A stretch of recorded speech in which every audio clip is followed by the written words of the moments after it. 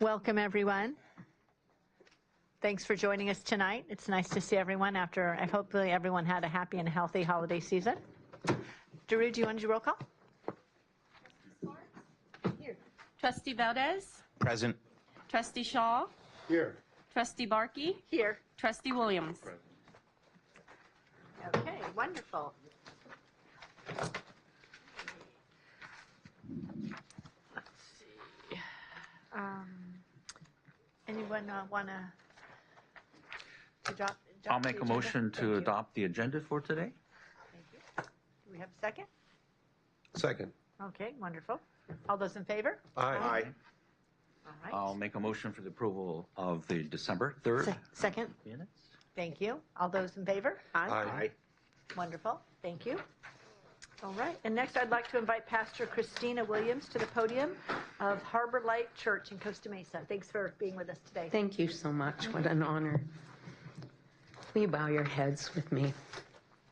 Dear Lord, as we begin this first board meeting of the new year, we take a brief moment to acknowledge you and our desperate need of you. We recognize the responsibility entrusted to this board, to our educators, administrators, staff, and families. Decisions that are made in this room can shape lives, policies, classrooms, especially the lives of our children. And we look to you for guidance. We look to you for protection. And we look to you for the thriving of our children. As we enter this new year, we ask for renewed wisdom and clarity, because your scripture reminds us, O Lord, that if any of us lack wisdom, we can ask you, and you will give it generously to all of us without finding fault. So may you give us that wisdom, guide our conversations, guide our ability to listen, and Lord, most of all, we ask for wisdom in these decisions. In a season filled with both opportunities and challenges, we ask that you would support students' well-being, strengthen academic growth, and care for those who are serving in our schools. May you help us walk in unity and rise above division. Grant peace in moments of disagreement, humility in moments of learning, and courage to act with integrity. We give special thanks to you, Lord, for the teachers and staff throughout Orange County who faithfully serve each day. May they be encouraged, supported, and strengthened in this vital work. For our students, we pray that our schools will remain safe, places where their curiosity is nurtured, and education is excellent, and every child is seen and valued. May we move forward in this year now through tonight's agenda, and may our work be marked with fairness, accountability, and a shared commitment to the well-being and success of our students.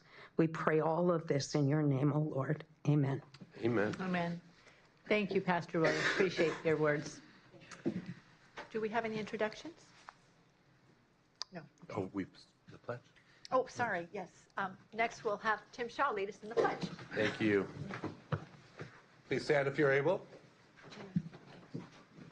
Please join me in saluting the flag of our great nation. Ready, begin. I pledge allegiance to the flag of the United States of America and to the republic for which it stands, one nation, under God, indivisible, with liberty and justice for all. Thank you, Trustee Shaw. Do we have public comments? We do. All right. Drew, these were all general? Okay. So looks like we have a reasonable number, so perhaps we'll do 3 minutes each. So I will call a name and also who's on deck. So if you hear your name on deck, you can get ready and we'll move through our public comments. We're going to start with Allison, who will be followed by, oh heavens, I don't have my glasses. And you wrote really small, Hyen. So Allison followed by Hyen. Forgive me if I'm messing up your name.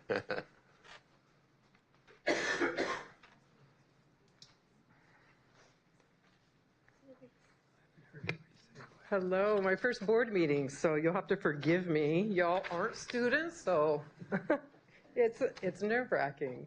I wanted to speak tonight and talk about how the OCDE access teachers are at impasse and how much I hate that right now. My job in particular with students is a classroom full of probation youth. It's not drug use and stealing cars anymore. These young men have charges of attempted murder. They all carry guns, several in-face tattoos, but they're my students, and I love working with them. There's no university experience or student teaching that could ever have prepared me for the teacher I am today. It's just been years of experience with these youth and with our partner agencies, healthcare agency and probation agency. It took these 20 years of service for me in 2025 to earn a Chiefs Award from probation. And in my area, probation schools in Access earned Teacher of the Year. Thank you, but you know, it's more than that. It's not even the recognition. It's a job I love to do, but it's also a job that is dangerous or fraught with constant decision making. While I'm delivering direct instruction in math and science, I am also looking at the body language between youth. I'm looking at the sheriff's department's in here, so they're like, oh yes, tactical thinking. And this is a teacher talking about that. This is me having to know line of sight. This is me having to know what a chin up means or what hand symbolism or signals mean. This is knowing what body movements mean, and it's also knowing which of my youth are engaged in the lesson. You know, so who is turning on in learning math and learning science? And then where to invest my time while I'm also watching the 10 other students in my classroom. So I guess my bigger point in all of this is being at impasse, it can be a distraction because as a teacher I'm thinking, well, maybe they just don't know about my job. Maybe they don't know that this percentage is lower or maybe not worthy of what I do. And that for all of my career, my title will only ever be classroom teacher, which I love, but it won't be chief or administrator in order to trigger or initiate a raise. Thank you. Thank you. Hyen will be followed by Catherine. Hyen Zhang? Sorry if I'm messing up your name. And then Catherine on deck.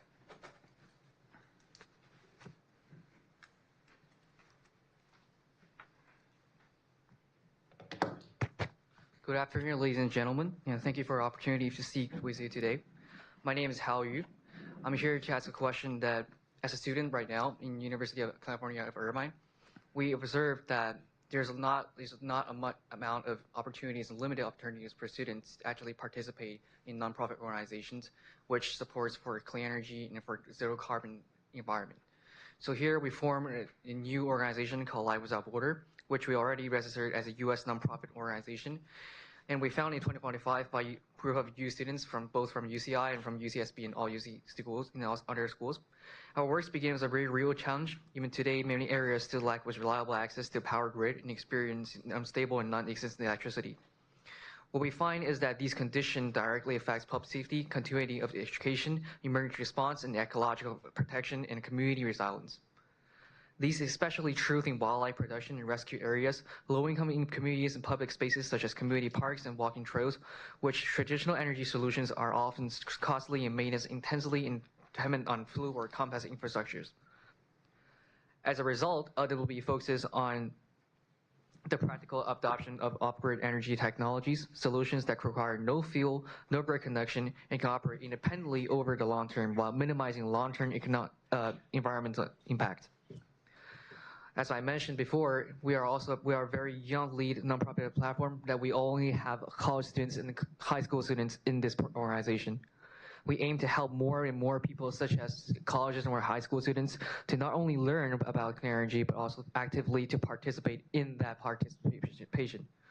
Also through hands-on projects that can help them understand why zero carbon energy and sustainable energy choices matter in a world with limited resources and environmental constraints, and how energy decisions directly affect ecosystem, community safety, and social equity. Our members come from various majors such as economics, environmental science, biology, engineering, and public policies. We emphasizing learning through practice rather than theory on classes or just learning in our textbooks. We want to stand on the world and just see more and more about the society. We believe that the most meaningful education happens where, as students, we see real challenges meet real actions. We're looking forward to continue with dialogue with the education communities and help more young people such as us to get involved. Thanks so much. Thank you. Catherine will be followed by Javier.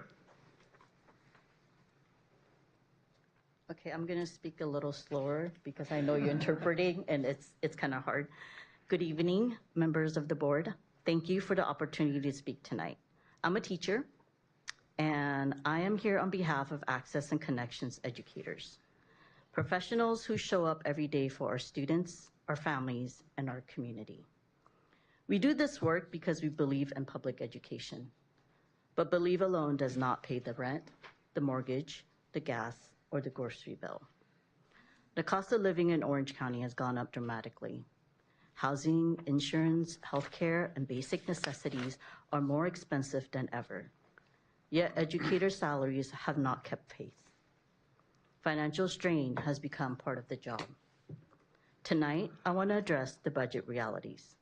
OCDE's publicly available financial documents show that the department maintains substantial reserves. The budget book shows OCDE earned $19 million in reserves. At today's rates, that's roughly $400 to $500 million to earn. That's how much you have to in the bank to earn $19 million. That's how much OCDE has on their reserves. Let's just pause and think on that. While the reserves are meant for stability, they also represent capacity, the ability to invest in people without jeopardizing operations. We're not asking for anything unreasonable. We're asking for compensation that reflects the rising cost of living in this region. If we say we value education, especially for our most vulnerable youth, that value must appear not only in our mission statement, our 5321 plan, but in our financial priorities. A fair raise is not an expense. It is an investment in student success, in program stability, and in the long-term strength of Orange County schools. We ask you, the board, tonight, to stand with the educators who stand with the students every day, especially those who need us most. Please show our community that this Orange County board truly values public education by investing in the professionals who make it work.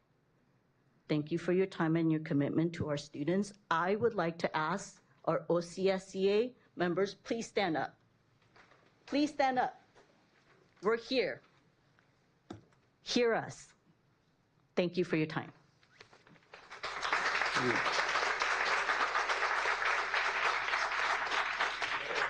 Javier will be followed by Heidi. Good evening, Trustee, Board President Barkey, trustees, and Superintendent Bean. I'm the Orange County Local Advocacy Director for the California Charter School Association, CCSA. CCSA is a statewide membership and professional organization representing more than 1,250 public charter schools across California. Our mission is to support high-quality nonprofit charter schools and to advocate for fair, equitable charter policies that expand excellent public school options for students, families, and communities. I'm writing to express CCSA's support for agenda items 6, 7, and 8, Samueli charter renewal petition, as well as material revision requests submitted by Ethnovate Orange County and California Republic Leadership Academy, Orange County. Samueli Academy, Ethnovate, and California Republic Leadership Academy are all members in good standing of the association. CCSA has worked closely with the leadership of this organization and is confident in the quality of the educational programs they provide. These schools are meeting the needs of their community and offering learning environments that families value and choose. Approval of the Samueli Academy renewal and the request material revision for Ethnovate Orange County and California Republic Leadership Academy would allow these schools to continue and, where appropriate, to expand their ability to serve students effectively. For this reason, CCSA respectfully urges to Orange County Board of Education to approve the Samueli Academy Charter renewal petition and the material revision request for Ethnovate Orange County and California Republic Leadership Academy, Orange County. Thank you. Thank you.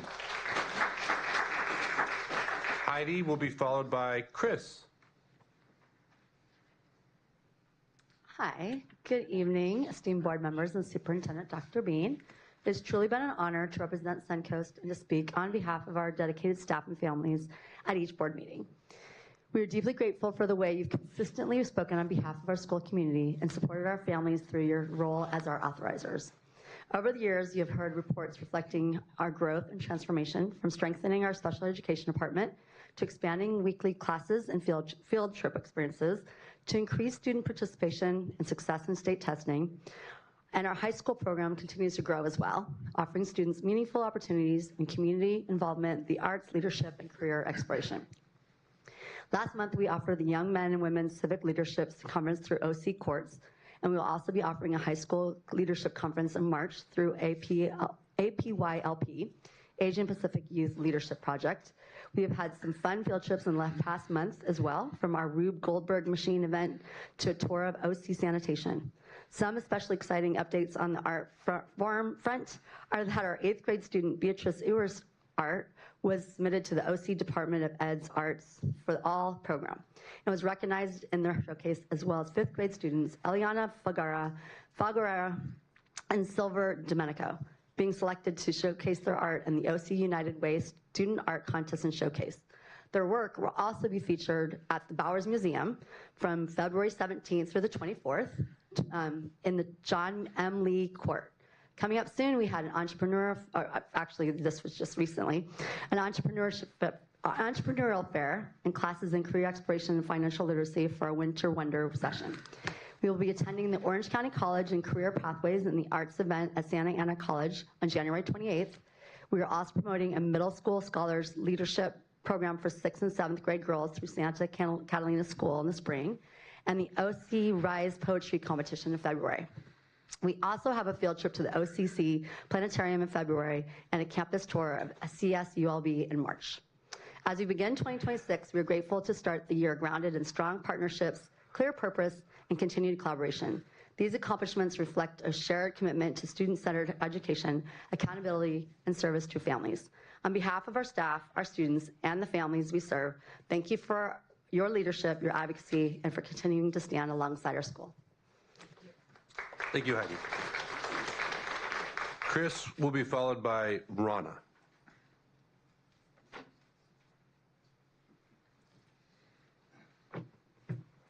Hello, good evening, members of the board and Dr. Bean. I'm Chris Gonzalez, and I have been an employee for 30 years of OCDE, and probably the only teacher in the history to work at the DHH program, Connections, work for Access individual sites, and also work in juvenile hall. I'm here to speak directly to the question that Trustee Burke asked regarding teacher retention. And I'm here to speak about teacher retention and why compensation for experienced teachers must be part of that conversation. I spent nearly 30 years with OCDE, and during that time, I've watched teachers continually grow, earn additional credentials, attend conferences, develop specialized skills, taking on additional responsibilities. Yet, after 8 to 10 years, I hope you realize that teachers cannot move without penalty to another district, okay? Even OCDE has rules in place that do not allow a teacher coming in to earn anything over 8 to 10 years, and I don't know what that is exactly. In a recent board meeting, it was stated that the OCDE union requested a 9% raise for new hires. I want to respectfully clarify that this is not an actual accurate representation. What the proposal actually reflects is the district's, OCDE's desire, acknowledgement that our pay schedule has become uncompetitive has become uncompetitive. Increasing starting pay may help attract new teachers, but when meaningful raises are limited to new hires, experienced staff are left behind. This creates a system where teachers are encouraged to enter, but once established, face diminishing recognition for long-term service. Teachers who consider changing districts later in their careers are often allowed to bring only 8 to 10 years of service credit with them, regardless of their actual experience. Where in corporate America does that happen? The policy discourages mobility and contributes to burnout rather than true retention. A personal example illustrates this clearly. While I was working for the DHH program at University High School, OCDE lent my services to the general education campus. After I had taught a variety of CTE classes for Irvine, the principal there, the general education principal there, offered me a full-time CTE position at IUSD. And that's with full pay, which OCD does not do. Teaching website design, coding, robotics, video production, I seriously considered the opportunity. However, because I had accumulated nearly 20 years of service with a county, less sentence transferring districts would have resulted in me with a $100,000 loss between that point and retirement. Thank you. Thank you for your comments. Thank you very much. Before we move on, I know we moved some, we have some seats available up here for those who are standing if you're looking for a seat. So you could take advantage of that. Okay, Rana, followed by Brittany. Good evening, board members. My name is Rana Yellen, and I'm part of the school support leadership team at Suncoast Prep. As I've shared in the past, several other educators and lead support staff and I are clearing our CTE credentials through the OCDE, and I've really appreciated the support of your staff. We have just started CTE 100 for English learners. I'm enjoying how it's tying in with the work that we're doing with Scott Fitzpatrick, the OCD Arts Coordinator, and Jen Solis from Project GLAD. We're continuing to work on building our CTE program, and we are excited to offer more opportunities for our students. I've also been grateful to be part of the Art Administrators Monthly Meetings led by Scott Fitzpatrick. Currently, we are working on getting as many students in our school to participate in OC Arts for All and OC Arts and Disabilities. We've had such a positive experience last year with that behind with our first year participating. One of our support staff members, Caitlin Bustamante, who's also a graduate of a California charter school, just shared with us a few hours ago that she was accepted into the Education Policy Initiative internship at UCLA. She's currently a student there studying ed policy. She shared that her experience working with our dedicated staff at our charter school and direct experience in Sacramento that she's receiving from us that is helping her grow as a student and will be a future ed policy advocate. We're so proud of her and grateful to be a part of her journey at Suncoast. Here's a sweet letter from one of our Suncoast families. To our Suncoast leadership team, Oliver and I just wanted to send a little note of gratitude for all the wonderful things that you guys do for us. We really love and appreciate you. When we first started homeschooling, we never thought that it would be this much fun. We've had so many great experiences with you guys at the Discovery Cube and the Dr. Seuss experience, and again, with all the field trips that Suncoast helps sponsor us for. So with so much gratitude, we just wanted to send a quick note and say thank you again for all that you do for our families, because we couldn't do it without you. From the bottom of our hearts, mom and son, thank you guys so much. And we at Suncoast couldn't support our families with diverse needs without all of you. Thank you all so very much. Thank you. Thank you. Okay, Brittany, followed by Lori. Good evening, members of the board. First of all, I'm going to give a shout out to my husband right now. He's at home with my sick baby, so I can be here to address you guys. So this is clearly an important night. You have all of us here in red with passion because we love what we do, and we have something to say. And I appreciate your time and hearing us out. So here we go. My name is Brittany, and I'm an Access teacher. At the last board meeting, questions were raised about whether there is a retention issue. I want to be clear, OCDE does not have a teacher retention issue. We also have not had retention issues with superintendents, with classified or administrative positions, yet they continue to receive substantial raises. What we do have is a fairness and priority issue. Over the past 2 years, OCDE has invested in keeping administrative and classified positions competitive, with raises, COLAs, and new positions being approved to ensure stability. As teachers, the ones who carry the daily responsibility for instruction, compliance, engagement, and student success, we were excluded from that same logic. This discrepancy matters, and it actually kind of hurts too, because we give it our all. We are the backbone of this organization. When experienced teachers are not valued equitably, the impact is real. It shows up in classrooms, in relationships, and in student outcomes, because stability and experience are what make OCDE work. We're not asking for extraordinary increases. We're asking for equity, to be treated with the same rationale applied to every other group within OCDE. Keeping positions competitive is an investment in stability and student success, which is our bottom line. We want our students to be successful when they leave our program. Financial responsibility is also important, but it is using our resources to support those who directly serve our students is also just as important. When reserves continue to grow while educators fall behind financially, this is a choice, and one that shapes the future of OCDE. I'm asking Dr. Bean and the members of the board to recognize this inequity and invest in the professionals who make this program work day after day. Thank you. Thank you.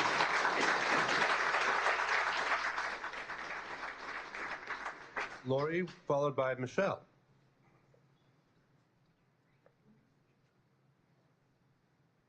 Walking slowly to give her a break. Good evening. I've been with the department for over 25 years, as have 66% of our certificated staff. This also means that 66% of our certificated staff will be retiring within the next couple of years. That's over half. In this case, it will be necessary to attract new certificated staff. Looking at our salary schedule in comparison to all other salary schedules in the county, we are nowhere near the upper quadrant. Our starting teacher salary is number 28 of 29 districts in the county. In each successive column of our salary schedule, our salary ranks 25th to 15th in the county. If the department's goal is to remain competitive with salaries in the upper quadrant, we are nowhere near achieving this goal unless that goal was meant for everyone except certificated staff. What is interesting to me is the difference in standards for certificated staff compared to everyone else at OCDE. Our superintendent enjoyed an 8% salary increase with a 2% COLA, along with an increase in his car allowance before even completing 1 year of service. The reason given, he was the lowest paid superintendent in the county. When a classified salary study was done, many were given raises between 5 to 28% depending on the position, and a 2% COLA was given in addition. Why? Because the department wanted to make sure their salaries and titles remained competitive.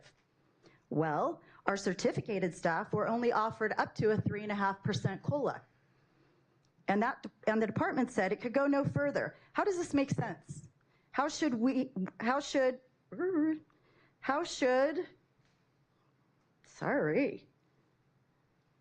certificated staff, the boots on the ground who interact with students every single day, feel about this discrepancy?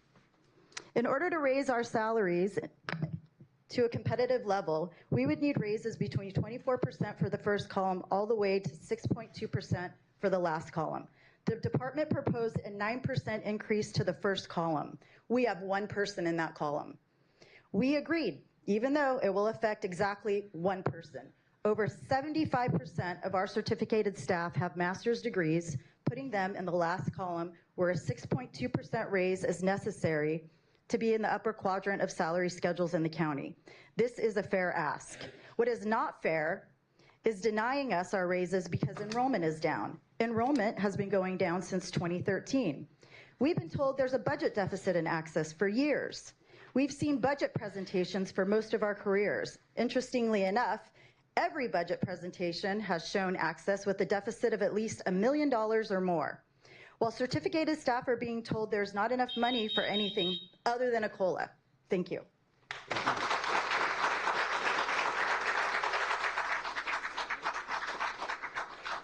And Michelle.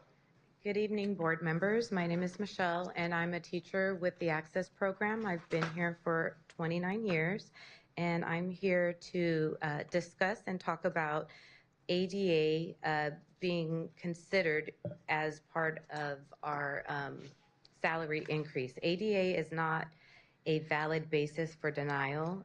Declining ADA in Access has been a known and budgeted condition since 2013. And it's neither new nor unexpected and has been incorporated in OCDE's fiscal planning for years. Certificated salaries are paid from the unrestricted general fund, which is not tied to Access ADA. OCDE's financial position does not reflect fiscal distress. Reserves continue to grow, hiring has expanded, and there have been no RIFs, SERPs, or hiring freezes. Linking certificated salaries to Access ADA is therefore a false premise that is inconsistent with the actual budgeting practice. Over the past 2 years, OCDE and Access have significantly expanded administrative and management staffing while continuing to grow reserves.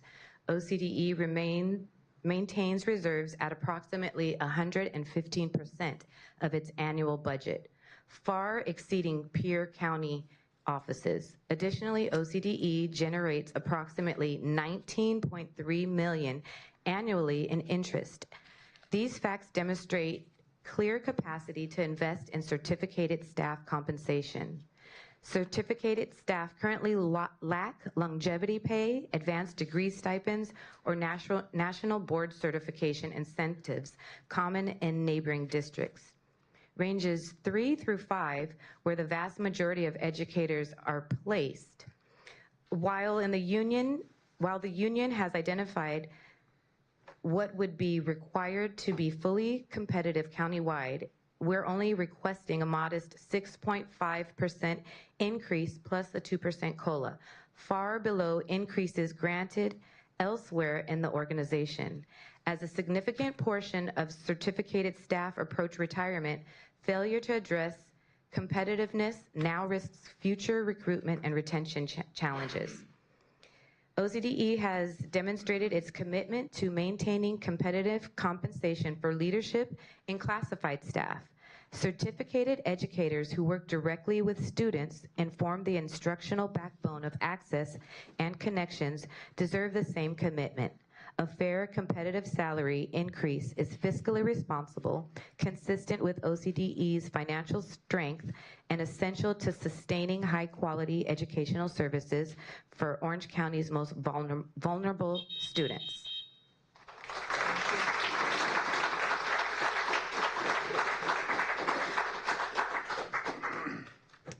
All right. That's it.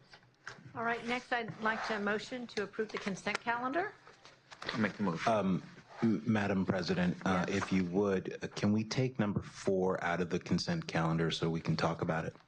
Sure.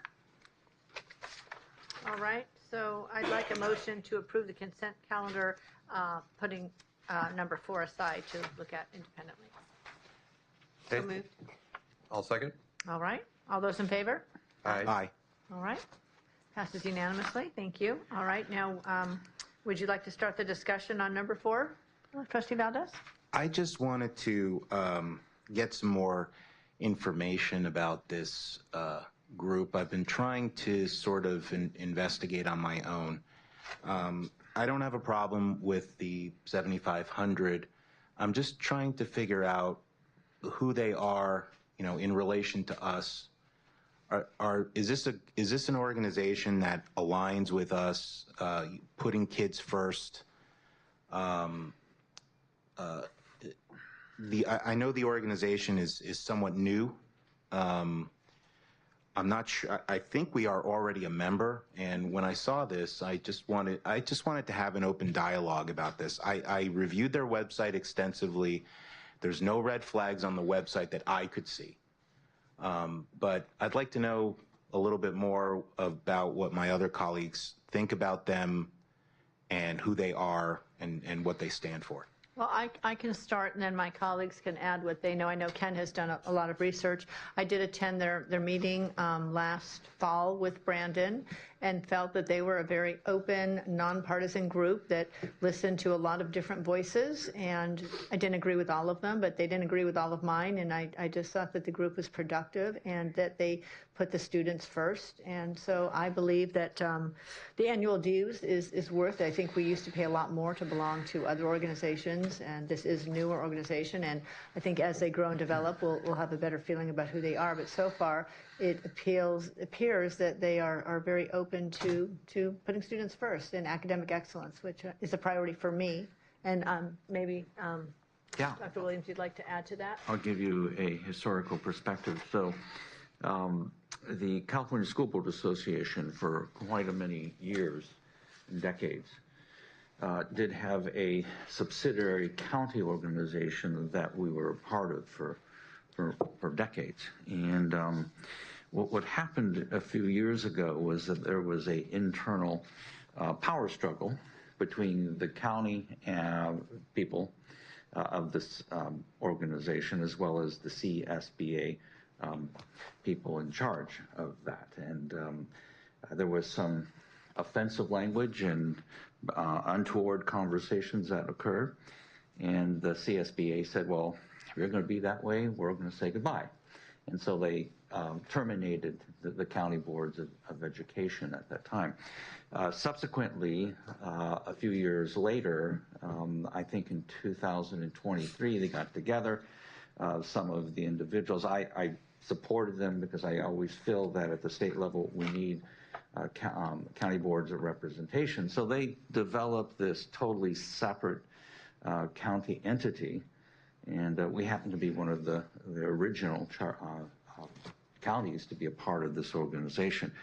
As far as philosophically, I think you're spot on with your analysis of their public policy and governance positions. I think it's very much aligned for putting kids first and expanding the rights of parents, and I think they're aligned with us. Actually, they supported us on the who I can't remember the state senator this year who sponsored the legislation. Umberg, Tom, yes. They supported our position on that, and they opposed that bill publicly. So the leadership, we actually had, I think it was last month, a presentation, and I thought it was a good presentation. I thought it was unbiased. I thought the information that they presented was consistent with the values that we have as a board and as a community as in Orange County. So the question then comes down to, do we support a state county board organization? And I would be one to support the organization and to vote yes for this, because I think we need that representation in Sacramento. As you know, the CSBA may have a little bit different approach to public policy and governance than we do. And I think we're pretty much aligned, as Mary said. Some are not. Some are very much on the other end of the political spectrum. But I think overall it's a good organization. Okay. I mean, that's basically what I wanted to ask some of the group who had more interactions with them. If you guys don't, or see any red flags, then I have no problem. It's not an overly a large amount of money. I'm always careful to not want to support someone who's clearly not aligned with us or who would oppose us. So I think that you'll find they're aligned in some issues and not in others, and you'll have hopefully an opportunity to meet them, because I believe in April there will be an event hosted here in Orange County. Oh, okay. So that our entire board could do that with no expense travel. Okay. So. They embraced us very early. In fact, we got Brandon to be on one of their early committees and help frame some of the public policy. So they embraced us and really sincerely appreciated us. So the key is it's county representation that otherwise we wouldn't have. And not that they agree on every issue, but that's part of building that relationship, from what I understand, right? Exactly, because otherwise we wouldn't have any. Right. We do have legislation that occurs in Sacramento each year, and this is the organization that would represent county boards of education. That, Madam President, I would move approval of item number 4. All The right. discussion's finished. Seconded. Okay, all those in favor? Aye. Excellent. Passes unanimously. All right, moving along to number 5. Do we have any charter submissions, Renee? Yes, you do. Okay. Oh, boy. The first one you have is Vista Condor Global Academy. It's a renewal petition. Okay, great. And so that will have the public hearing on February 2nd with board action on March 4th. We have Suncoast Charter Prep, which is a county-wide petition. That was submitted on January 2nd. Public hearing is February 2nd, board action on March 4th. And then we have TLC, or Tomorrow's Leadership Collaborative, which is a renewal petition, probably the first one we've seen for many years, and a material revision. And so that would be a public hearing on March 4th with a board action on April 8th. Okay, great. Well, thank you. Okay. And so if you're not able to carry the many binders we have left for you, we can have those delivered to your home also. Yeah, with our agenda, that would be great. I don't want them to make a special trip, but as long as you're coming by, that would be Yes, wonderful. might as well, yes. Yeah. Save the binders. Yes, yes, sounds great. Okay, next I'd like to invite Araceli up, please. Madam President, before we begin number 6, I would just like to indicate I Sure. intend on abstaining from this item, number 6 only. Okay. Do you want to explain why or No. No? Okay, great. All right, thank you. Appreciate that. Good evening, President Barkey, trustees, and Superintendent Bean. Today, the board will hold a public hearing to receive input regarding the renewal petition for Samueli Academy, a countywide charter school that was last renewed in 2018. Samueli Academy operates a grade 7 through 12 charter school with one site located in the city of Santa Ana. Based on applicable state performance criteria, Samueli Academy is classified as a middle performing charter school, and its renewal is being considered under the renewal standards set forth in Education Code 47607. Consistent with those standards, the board will consider academic performance, as well as the school's educational program, fiscal condition, governance practices, and compliance with applicable laws. Before public comments, charter representatives are allotted 15 minutes to address the board. I now invite the representatives from Samueli Academy to the podium.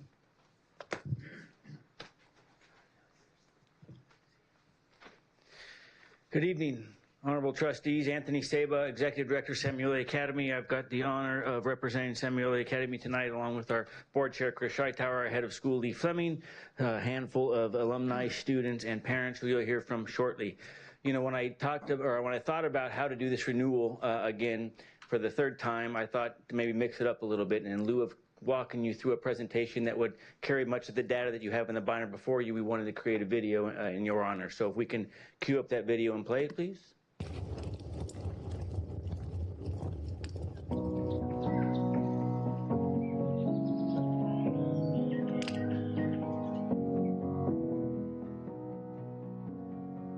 Passion for education is a wonderful value to have, and the realization that education is at the bottom of everything, you know, it's a game changer, which is why we started this school.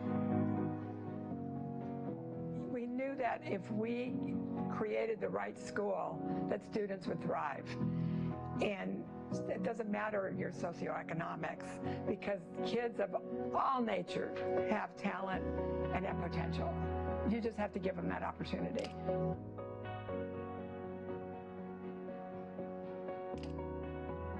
I think we saw in the first year, especially Anthony's ability to build the school. When students know that the adults truly care, and I mean truly care, it's not important where they came from, what they've done, their grades they got previously. What's important is their heart moving forward. And you combine the caring nature that we have on campus with this unique, innovative, hands-on, project-based learning approach, and then magic happens, and you get that level of engagement that so many others have talked about.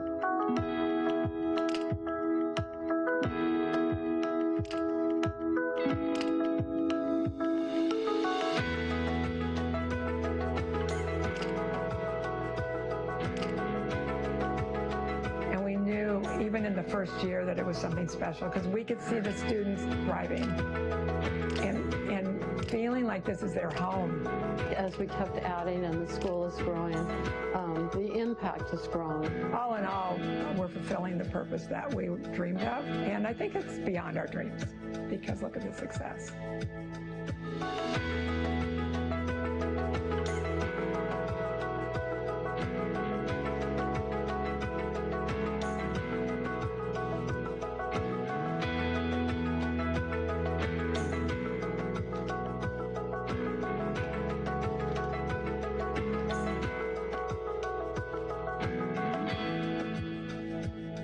Thank you, Orange County Board of Education, for approving Samueli Academy's charter 14 years ago.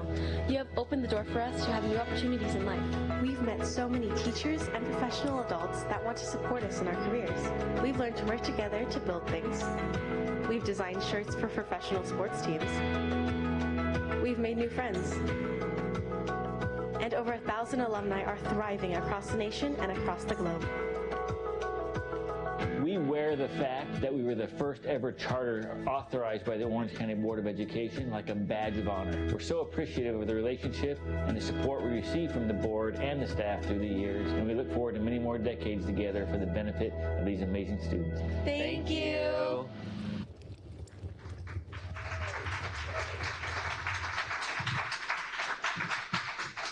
I hope that you get a sense of pride in that because 15 years ago I stood at this very spot and with only a vision. Didn't have a school yet, we didn't have a building yet, not one student, not one staff member, and you believed in that vision and you supported that vision. And between this board and this amazing staff, we're doing some pretty darn good work for these kids. You heard about some of it, right? A 99% graduation rate, 92% of these kids go to college, 85% are persisting through and graduating. That's more than twice the national average for this demographic. We have innovative programs like the Way We Teach, hands-on project-based learning, work-based learning where every student is given an internship at the graduation requirement. We have social emotional support with full-time school psychologists, a robust athletics and after-school program.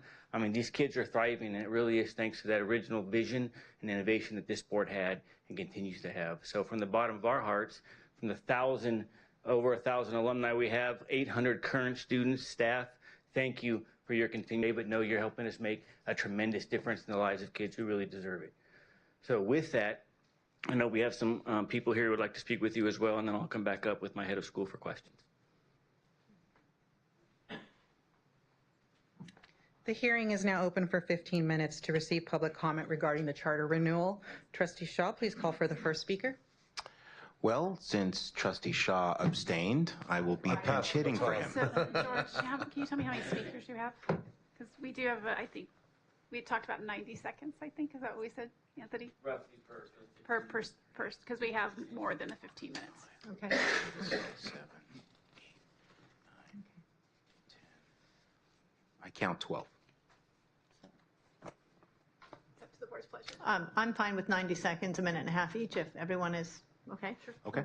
Thank you. Kiara Piedman, or excuse me, Redmond. My name is Kiara Redmond, and I'm a 2025 graduate of Samueli Academy. What made Samueli Academy really impactful for me personally was how it intentionally prepared me for life beyond high school.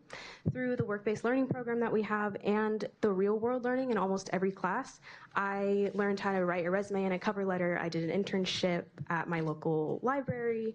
I even know how to dress professionally in an interview, which serves me in my professional life today like nothing else.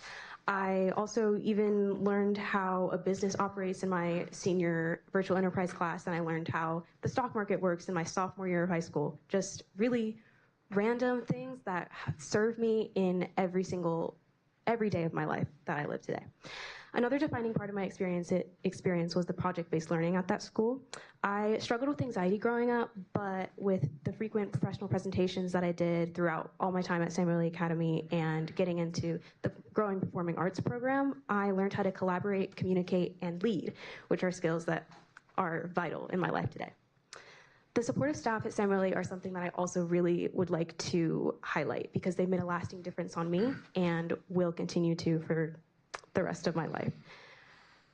Though I'm aware that I've discussed a couple different things in my time here. Please know that I've only scratched the very surface of what Samuel Academy has done for me and what they offer to the community. I will forever be grateful for my high school experience because I'm now set up on a road to success that I honestly don't think I would have gotten anywhere else. Thank you. Okay, Margie Aguilar, followed by Amy Lee.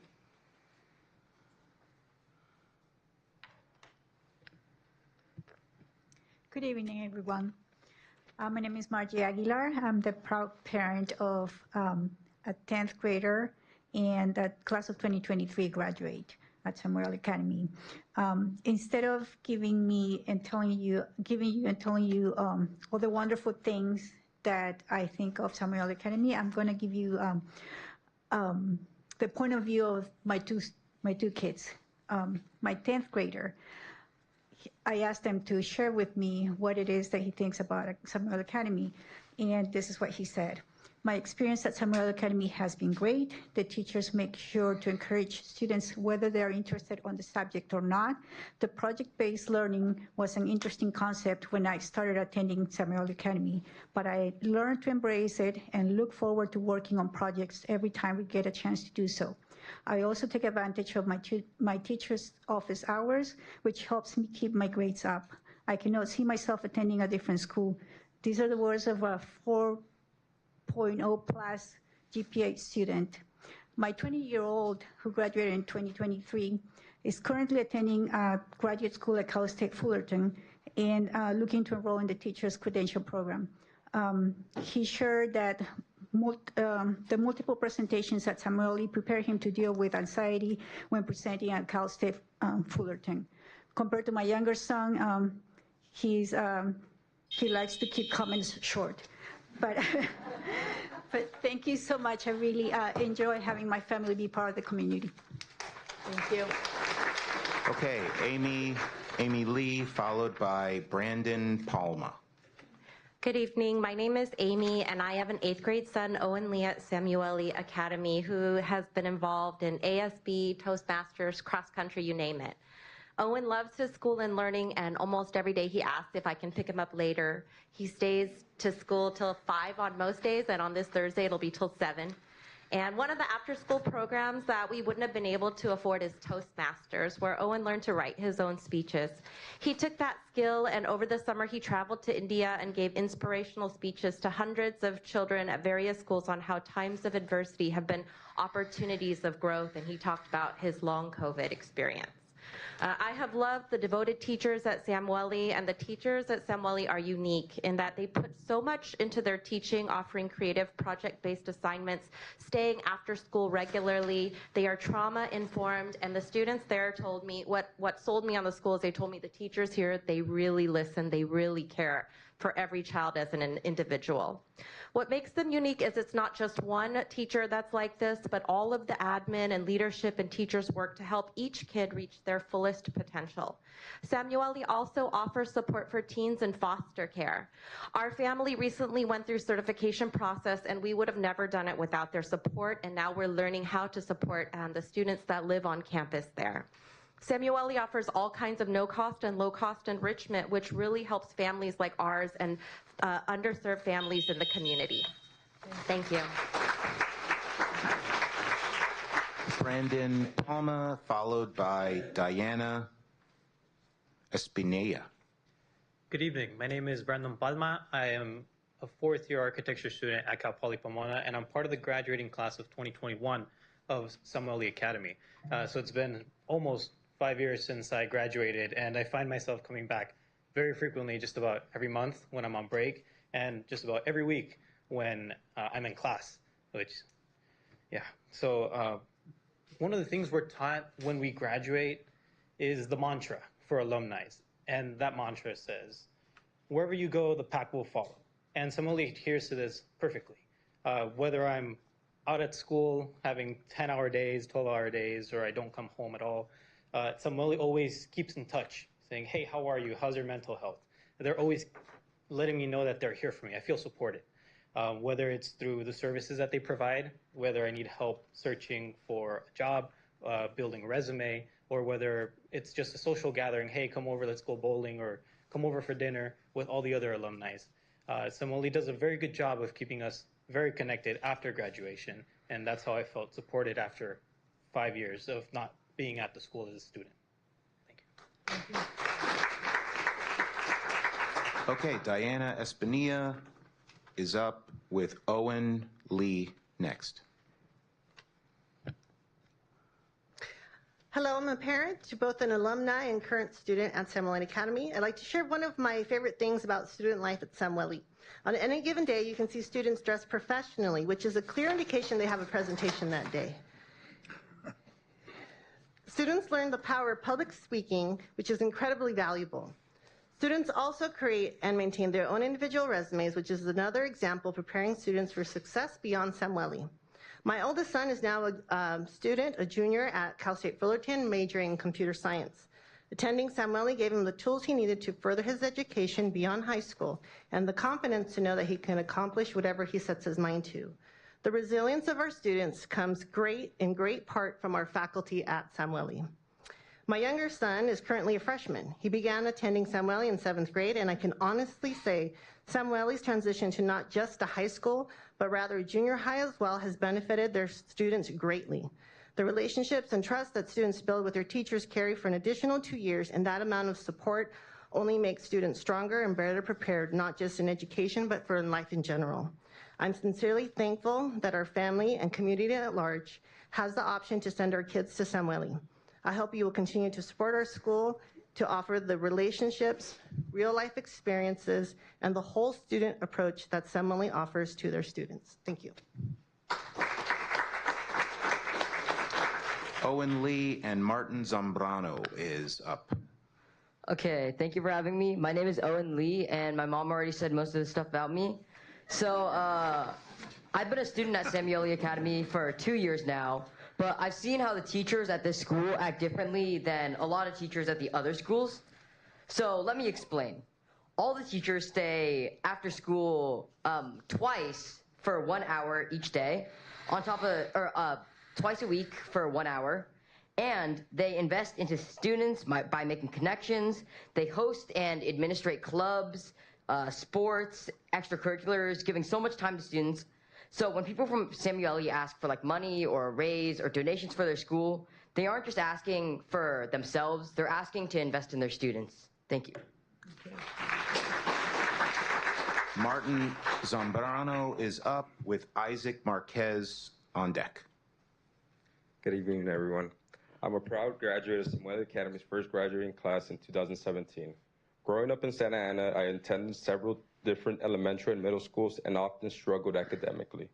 My immigrant parents wanted something better for me. Unfortunately for me, Samueli Academy was opening its doors to its first 120 students in 2013. I was grateful to be accepted, and it was there where my life truly began to change. At Samueli Academy, I discovered my passion for helping others, who face similar challenges as those that I experienced growing up. After graduating, I went on to attend Santa Ana College and later Cal State Fullerton, where I earned my bachelor's degree. Today, I am proud to say I have come full circle, and I am back at Samueli Academy serving as the Alumni Success Coordinator. In this role, I have the opportunity to support and guide students towards success, just as the staff and mentors once did for me. Thank you. Isaac Marquez is up with Claudia Hernandez McGee on deck. Hello, board. My name is Isaac Marquez, and I am from the graduating class of 2025. Coming into Samueli, I wasn't really much of a social person, especially entering right after COVID.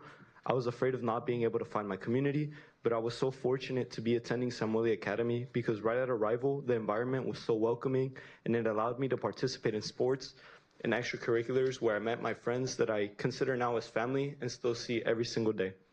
Not only that, but Samueli Academy has prepared me greatly for my post-high school education with the curriculum and staff that has real-world experience in the engineering field, where they gave me a head start in many of my college classes.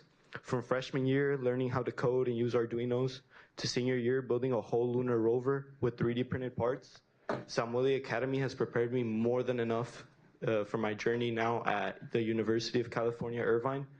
I'd also like to add, Mr. Polizzi, he has guided me and mentored me to the point where, as a freshman, I have joined the chemical engineering car at University of California, Irvine, working on the PCB of this vehicle. Thank you. Claudia Hernandez McGee is up. Christina Martinez is on deck. Good evening, Board Trustees. My name is Claudia Hernandez McGee, and I'm a caregiver at Sam Wiley Academy. In addition, in my supporting of my scholar, I also participate on the Caregiver Advisory Committee, currently as the secretary and formerly as the co-chair. As I reflect on our family's experience, I wanted to highlight a couple of ways that Sam Wiley has directly supported our student. While my scholar has 1 year left, she has truly flourished academically, socially, and personally since joining the school 5 years ago in 7th grade. The engaging teachers and their approaches have pushed her to think creatively while also demonstrating thoughtful, objective dialogue that she deeply values. Beyond the school classroom, Sam Wiley has presented several opportunities, which we've already shared from some of the parents, but dual enrollment courses as well as honors courses, collaboration among her peers, as well as leadership opportunities such as through ASB are some of the things that have helped her forge her path in her education at Sam Wiley. The individual experiences reflect something larger. Sam Wiley is a community asset, one that not only supports student successes, but also fosters engagement and builds strong partnerships and empowers families and the alumni. For these reasons, I sincerely hope that the county considers support of the charter so that Sam Wiley can advance innovation in teaching, elevate academic performance, and preparing students for success. Thank you for your time and opportunity and your consideration. Okay, Christina Martinez is up. Isela Villanueva is on deck. Good evening, board members. My name is Christina Martinez, and I'm a parent at Sam Wiley Academy. I've been part of this community since 2016 when my oldest son joined school. And I have currently a sophomore at the academy, and as I mentioned, an alumni, actually 2 alumni who benefited from this magnificent school. There are really some countless things that I can really say about how the school has supported my students, but I want to highlight a couple. There are, first of all the hands-on opportunities that are given to our students or to my students have been invaluable in helping to prepare them in the real world. Having those experiences has really positioned them to be ready for the university, and my 2 alumni who have gone on to university we're ready from day one to really hit the ground running. My oldest, I'm very proud to say, is graduated with his bachelor's in mechanical engineering recently, and now is doing graduate work at the University of Stuttgart in Germany. Really helped him to be very independent, very collaborative, and as you can see, him being in Germany, really able to work in diverse environments. Second, really the bonds that my children have formed with the staff have been invaluable as well. Many of them have continued beyond their time at Sam Wiley, and many of them have become mentors to my children. And so I just want to say that in closing, as I'm running out of time, that I hope that you'll consider supporting the school for all the things that have been noted by me and others in the group. Thank you. Okay, Isela Villanueva is up, and Mark Castruita is on deck. This is a collaborative, project-based effort, so Mark Castruita is here too. Hello, my name is Mark, and this is Isela, my wife. We are the parents of 2 students at Sam Wiley Academy. We're also volunteers, engineering path advisors. I'm the assistant coach on the basketball team. We won today, hence the orange shirt. What's amazing about the school is the unwavering support of teachers and staff. Teachers connect with students to support their passions at every single level. One example of many is related to my son. Ms. Vining and Mr. Peterson lead the design pathway. They're not broadcasting people. However, their support has enriched my son Zach's broadcasting experience. They even brought an internship to his attention and helped him with the application. Because of that, he was recently selected as co-host of a national podcast through PBS. The small class size and emphasis on collaboration has helped our daughter Nora. She's a 9th grader. With project-based learning, she has the opportunity to work with her fellow students to own their learning. This has made it easier to build her community and find her passions. It's also a very dynamic environment. Parents are welcome to participate on campus in many different ways. The parent-driven programs are always supported, and the administration takes parent input very seriously, even if we may look silly in bright orange shirts. Thank you.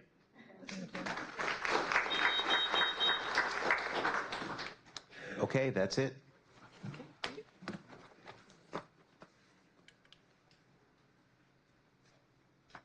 The public hearing is now concluded. The Orange County Department of Education staff will publish recommendations, including recommended findings, by January 18th.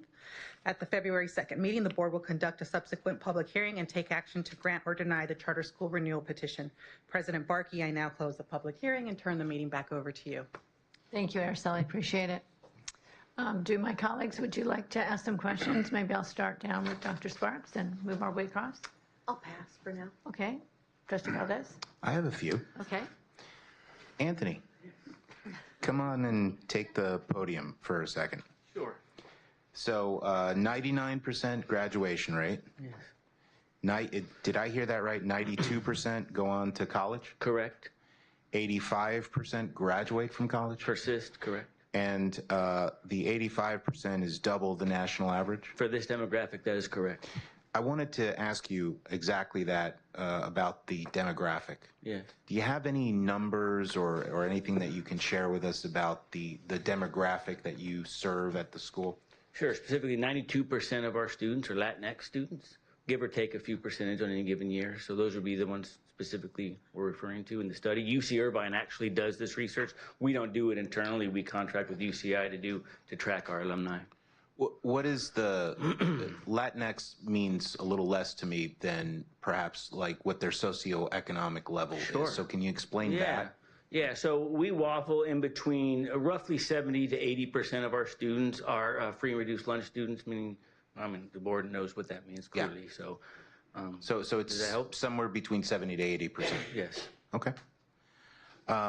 Why does Samueli have a caregiver?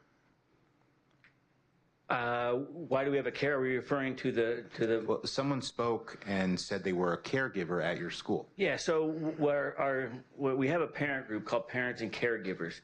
Well, we don't only have parents. Some people care for a child and they're not their parent, and so we try to be inclusive of all different types of people. We have a lot of foster youth, and they may or may not want to go by parent. It could be a caregiver. So some people would rather identify as a caregiver than they would a parent because, well, transparently, they're not the parent.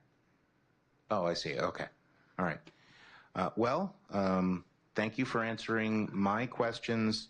In the years that I've been here, so since August of 22, I have had 0 complaints come in about this school. Nothing has come to me from parents. So, that shows to me that you're taking care of your kids, you're satisfying your parents, and that probably is the biggest sell on this school, at least for me. Thank you for. Thank you. Thank you for your support. I just wanted to mention to my board members that Samueli was, I think, one of the first schools that I toured. It's a very impressive school for the middle of Santa Ana. It's a very impressive building. It almost looks like a junior college to me. I liked I think it was a soccer field in the middle of the campus. And Anthony, I think you were the one that told me that there was some housing that you were going to start on the campus. Can you talk to me about that? Yeah, we have dorms on our campus specifically for foster youth. Foster youth have always been at the heart of our mission. When the board originally approved the charter, there is an admission preference for students living in foster care. And some of our foster youth live on campus in our dorms, while other foster youth don't need the dorms and they come as day students. So we actually, we have students living on our campus right now. So how many foster youth are on campus? I feel it's important that the public knows more than just, the video and Sure, just the foster youth who live on campus. We have beds up to 48. The reality is we've never been full. It goes in and out. One of our charges is actually to get them out of the dorms and get them with a family, get them adopted. And so that happens. So they kind of go in and out. I think we're anytime 10 to 14 students on foster youth living on campus. But again, once we get them adopted or they graduate or things change, then they move off campus. So to answer your question, 10 to 14 who live on campus with us. Okay. Currently, and that number is rising. We have more on our pipeline. Okay. Thank you very much. You're welcome. Thank you. Dr. Williams? Yes. Let me first say that my reaction to the video was one that I shed a few tears. Oh, good. That was very moving. Mrs. Samueli's words were very comforting and I think were descriptive. We know that what makes a charter successful is leadership. And you, sir, have been a leader, a great leader, since 2013, when I first voted for this, way back that many years ago. And so your leadership plays a great role in making and creating the success of the school. So Thank you. Let me first say those few words. You've been exemplary in every way as a human being, and your students and your parents and your teachers who shared a few words under public comments were very meaningful. Jerry, where are you? I was so impressed with you. Your professionalism, your demeanor, your character, how you presented yourself, and what you shared with us was very meaningful. And I can tell you that in the decades and years ahead that you're going to be very successful at what you do. And always give credit to your school and your alumni, and I wish you Godspeed. To many of the parents that came up and talked and shared about their children's experience, thank you very much. This is all just very wonderful. I was particularly impressed with Isaac Marquez. Isaac, I'm a UC Irvine alumni myself. I know you're around the corner there, but I'm impressed with what you're doing, and don't stop. And Martin, thank you for coming back and being that mentor to the schools. That's a real story. And accolades to you, Tony, that you have one of your student graduates come back, get his bachelor's, and come back and teach. He defines what we stand for. Yeah. You know. Amazing. He's an amazing young man. Yeah, so nothing but kudos. Thank you. Just like I have done for your original application 2013 and the renewal, this is your third time, right? This is the second third time. renewal. Well, see, COVID just messes with the timeline, right? But yeah, second renewal after the original. Right. I think that's right. Araceli, Renee, somebody. Thank you. So I will be voting for your Appreciate school. your support, sir. Thank you. Well, there's not much left to say after the comments by my colleagues, but I absolutely agree with all of them. I believe you were the first charter school I visited when I was just learning what a charter school was before I ran for office. I was checking it out. I recall you need to come back, and you're all always invited. You know, schools finally would love to show you anytime. But yeah, I recall that visit. I look forward to it. I'd love to come again. It's very Absolutely. impressive. The video was great, and we appreciate the work you do in Orange County. Thank It's you quite for your amazing. support. So- Couldn't do it without you. Okay, well. Yeah, I'll just jump on that comment. Sure. You know, in 2018, when Mary and I were elected, you were one of the first charter schools we went to, and we were blown away. Yep. I mean, I just have nothing to say because you guys just do what you're supposed to do, and you do it amazingly well. So Thank you. we're proud of you. Thank you very much. All right, I think that's all we have for you, so thank you. Thank you very much.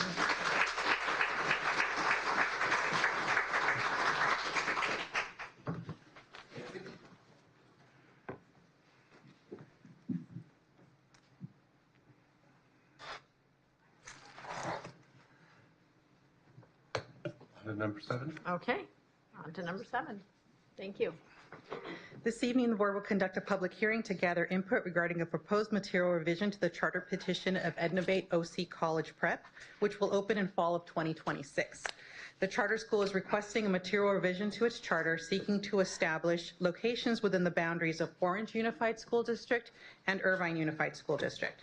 Before opening the floor for public comments, representatives from Ednovate OC College Prep will have up to 10 minutes to present their proposal to the board.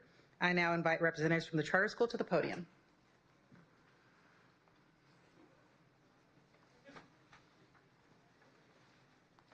Good evening, President Barkey, distinguished trustees, and Superintendent Bean.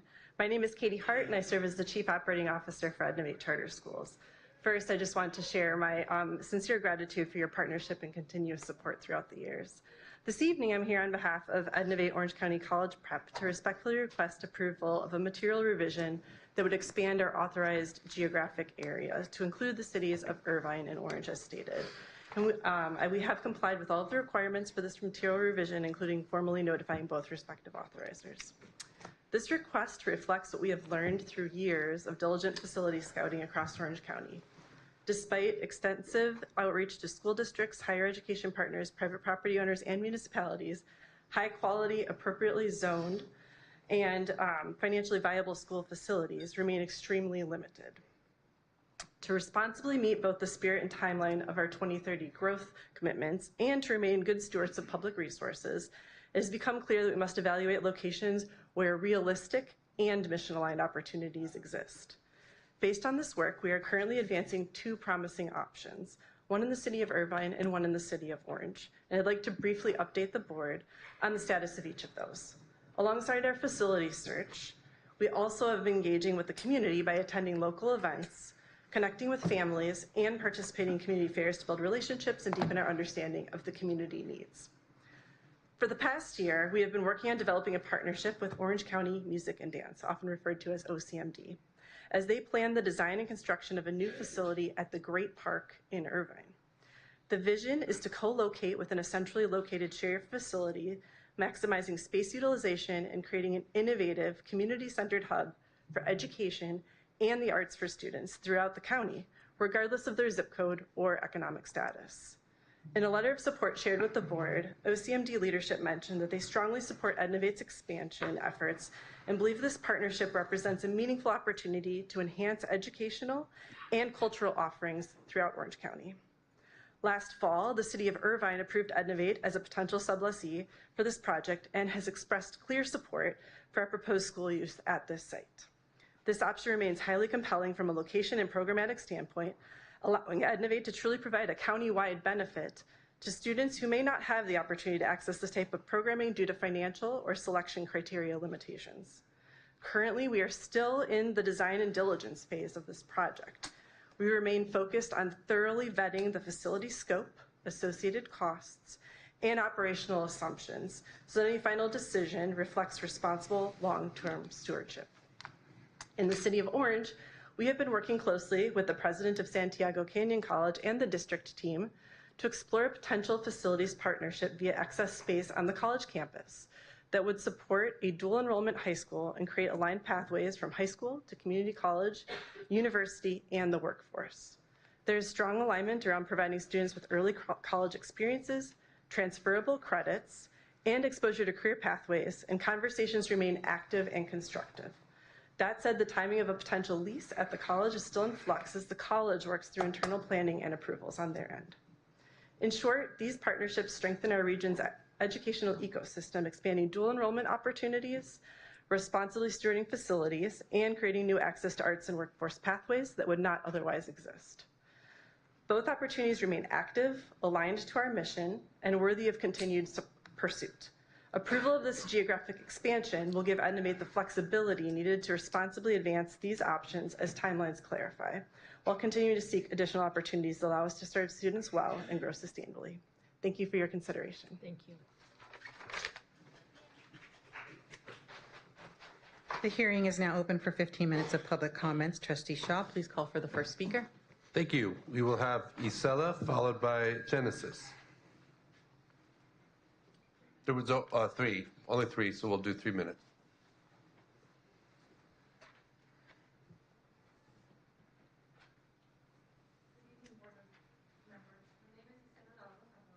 And I'm a proud parent of students at Legacy College Prep, currently the only Ednovate school in Santa Ana.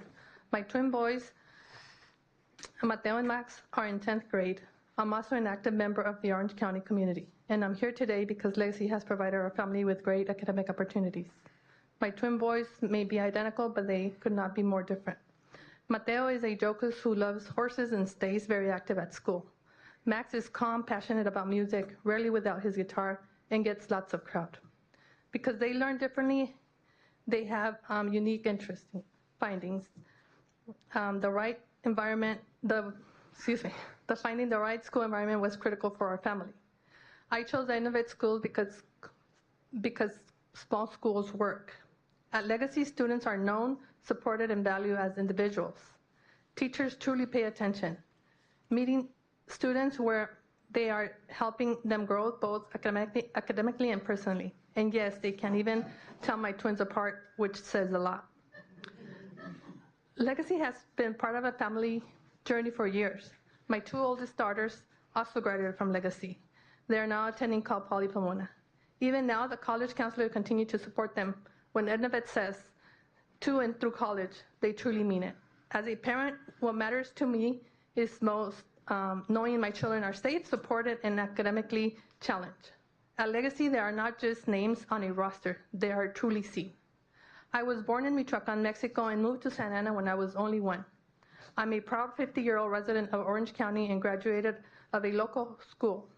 Having witnessed Santa Ana's growth and changing landscapes of education, I want my children to have access to school opinions that meet their individual needs. And I believe that every family in Orange County deserves that opportunity.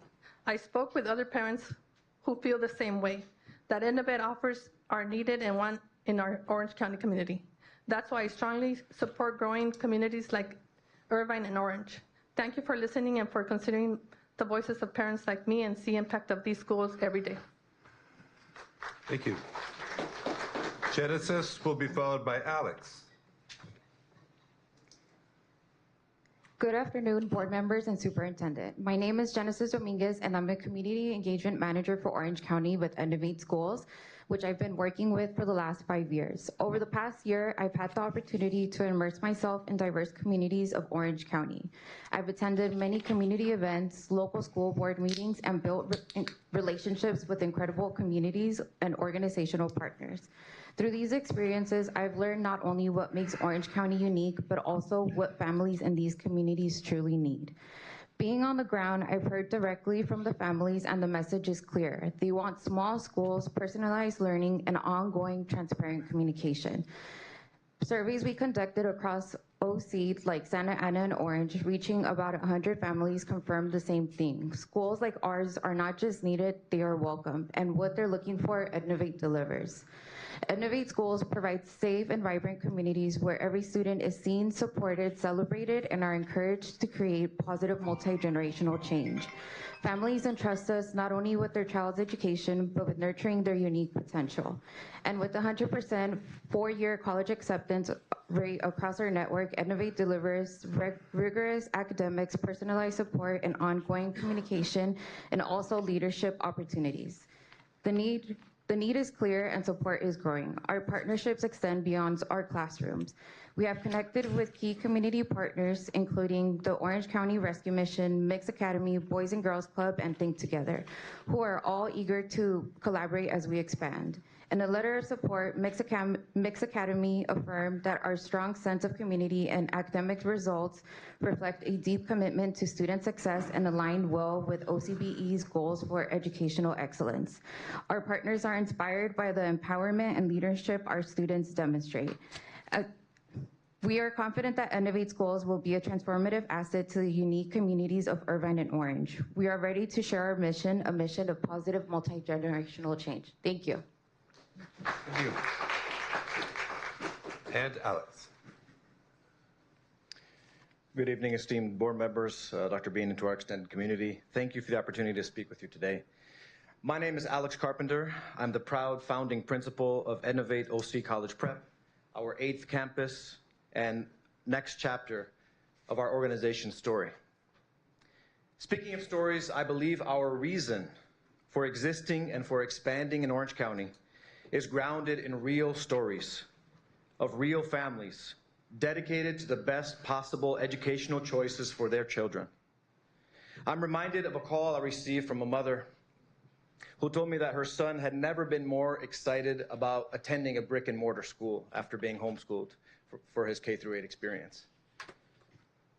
He had never been more excited until after attending our presentation, where we presented a vision of what a family-style school could look like and represent for him and for his family. I think about another conversation with a mother who was considering her next move for their family. She told me she was moving in with her grandmother. After living her entire life in Los Angeles, she was going to move in with her grandmother into a small apartment in Orange County. Not because of a job, not because of housing costs, but because she wanted her child in Orange County for one reason: stronger educational opportunities than what was presented to her in her surroundings, and a fresh start for her and the rest of her children. And at a recent information session, a mother and a father told us that they read our organizational values, and after hearing it from ourselves in that time, they shared with us that one value stood out to them in particular: joy. This, they said, is what we've been looking for. An organization and a school that makes joy an explicit and lived out value every single day. In fact, this family, the Alcantara family who lives in Orange, have given me their permission to read this statement on their behalf. Our family is drawn to Ednovate because of its strong alignment with our family's academic values and its commitment to designing learning environments that prioritize student wellness and holistic development beyond the classroom. The school's ability to provide personalized support and adapt services with flexibility ensures that students are fully supported, and as parents, it's clear that students have a voice and that families will always find an open door. Our why here has never been clearer. These aren't outliers, these aren't exceptions to the rule, but these are patterns and signals. That's only half the story. Parents deserve excellent options. And the key word there is excellent. The promise that we make is to always provide families with what lies at the heart of our mission: positive, multi-generational change. That's what this material revision represents. That's the standard we are holding ourselves to, and we thank you so much for your time and space. Thank you. The public comment period is now concluded. Orange County Department of Education staff will publish recommendations, including recommended findings, by January 18th. The board will take action to grant or deny the charter school at the February 2nd meeting.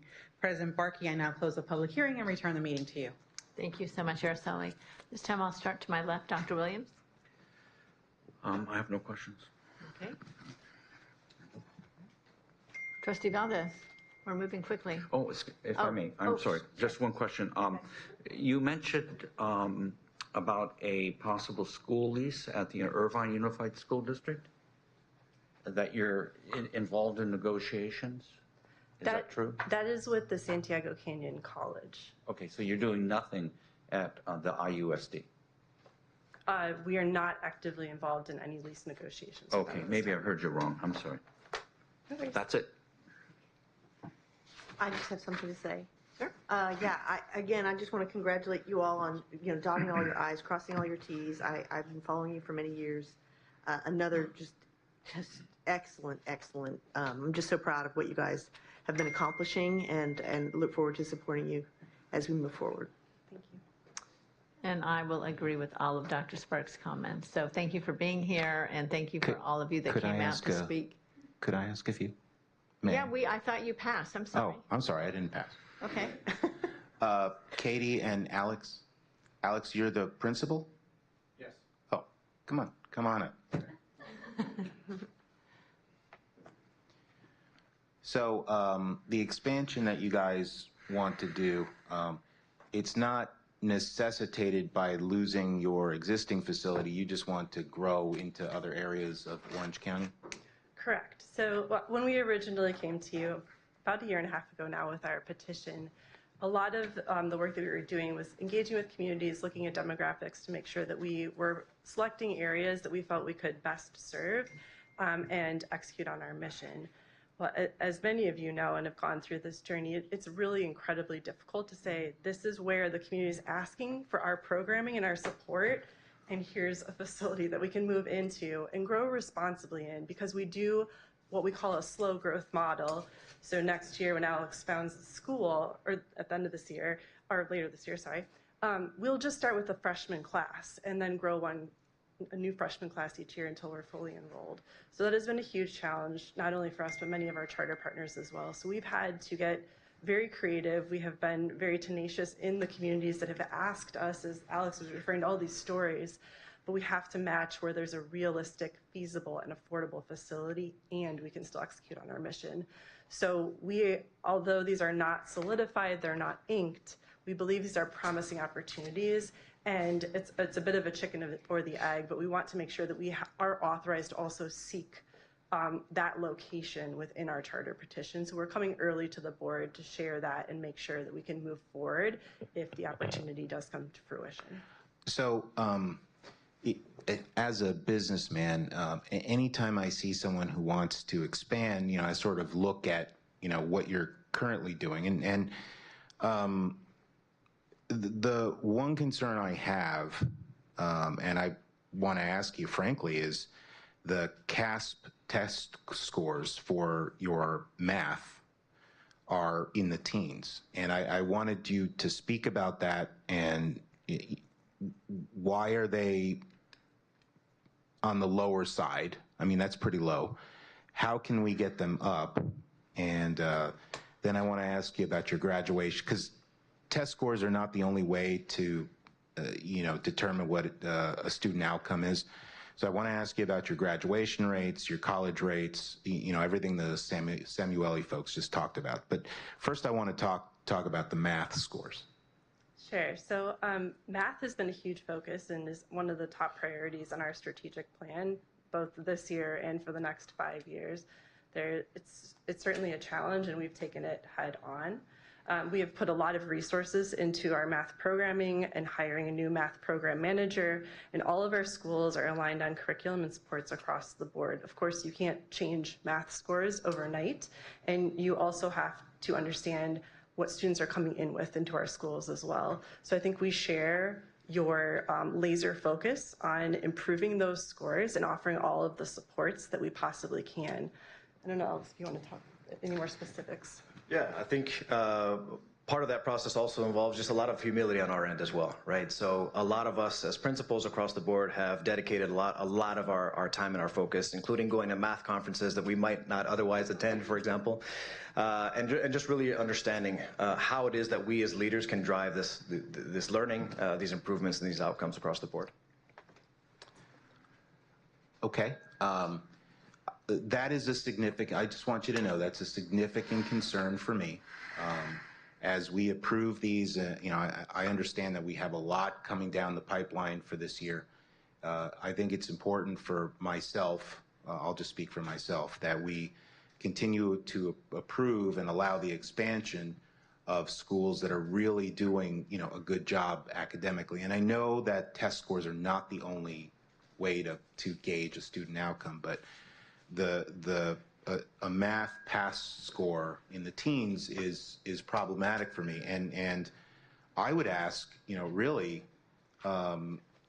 is there any way to meet with our team in the department? We have a lot of resources. I think her name is Trish. Trish Walsh, who can come in and perhaps provide some recommendations on how we can get those up. But it's not an insignificant issue to me. You're asking for an expansion, so, and for me that says. I just want to clarify, Okay. which is why I came back up here, that we currently you are hearing a material revision request for Innovate OC College Prep. They are a brand new countywide charter school that has not opened yet. So I think what the school you're referencing is Innovate Legacy, Okay. which is a different charter school. So I just wanted to make Okay. sure that you're clear on All right, those my two bad. things. Yeah. Thank you for clearing that up. All right, I will move on. Thank you. Of course. Okay, so anyway, I was saying thank you for being here, and I agree with Dr. Sparks, and I appreciate that Trustee Valdez has questions and is always concerned about academics, because that certainly is important. We want to make sure that those things are in line as well. So thanks for being here today, and we look forward to seeing you again soon. Thank you very much. Of course.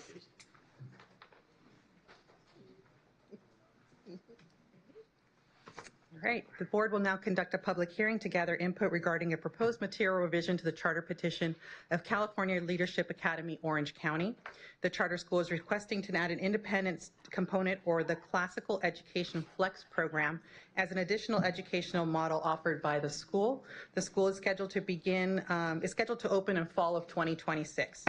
Before the opening of the floor for public comments, representatives from CRLA Orange County will have up to 10 minutes to present their proposal to the board. I now invite representatives from the charter school to the podium.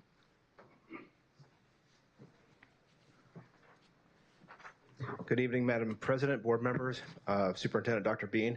I'm Gary Davis, the Executive Director of the California Public Leadership Academy of Schools. You just approved this school in October, and you're probably tired of seeing me. So I have a brief presentation. I want to walk through the mechanics of what's in the material revision and why we're requesting it.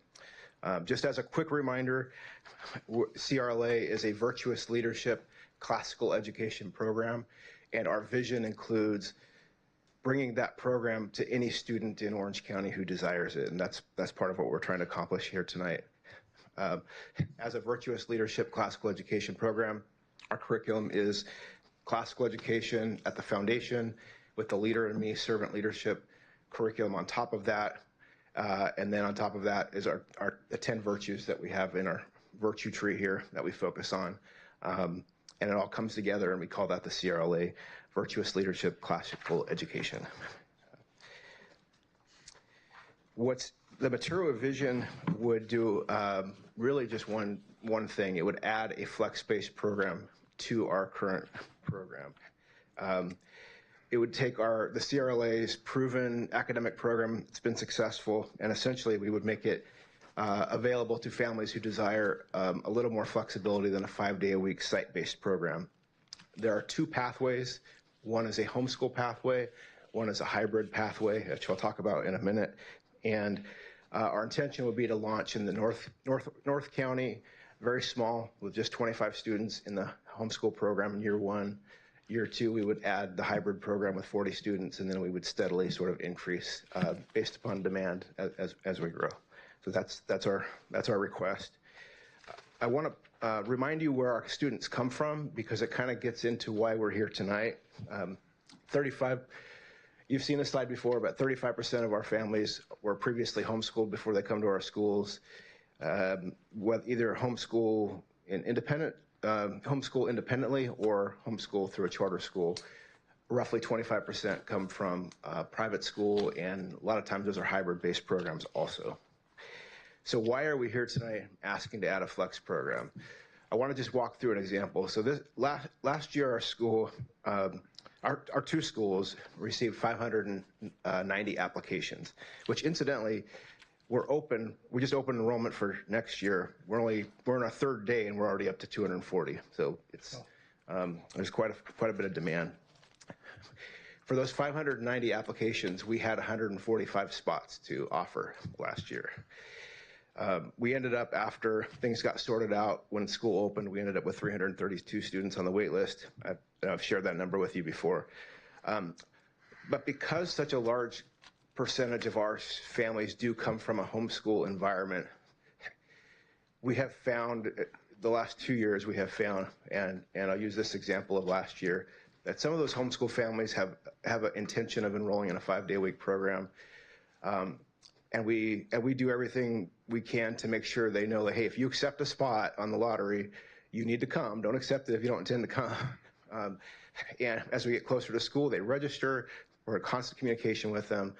But last year, we lost about 35 students, like right when school started, because they just sort of changed their mind and decided that they intended to go to a site-based program, that they're going to stick with homeschooling. And I think that's something that's pretty common with homeschool families, is they taking the step to enroll in a 5-day-a-week program is a big deal. So, but what happens with those 35 spots that opened up right when school started is we then have to start cycling through our wait list. And so when a wait list spot opens up, the family has 72 hours to accept it or not. And if they don't accept it, then it goes on to the next one, et cetera, et cetera. And if a family that is on the wait list had already enrolled in another school, oftentimes at that point, they're not willing to change, and which makes sense to me. I understand that. So the reality is that we cycled through about 140 students on the wait list to fill those 35 spots, and it took 2 months. And that has implications, right? Students are enrolling late.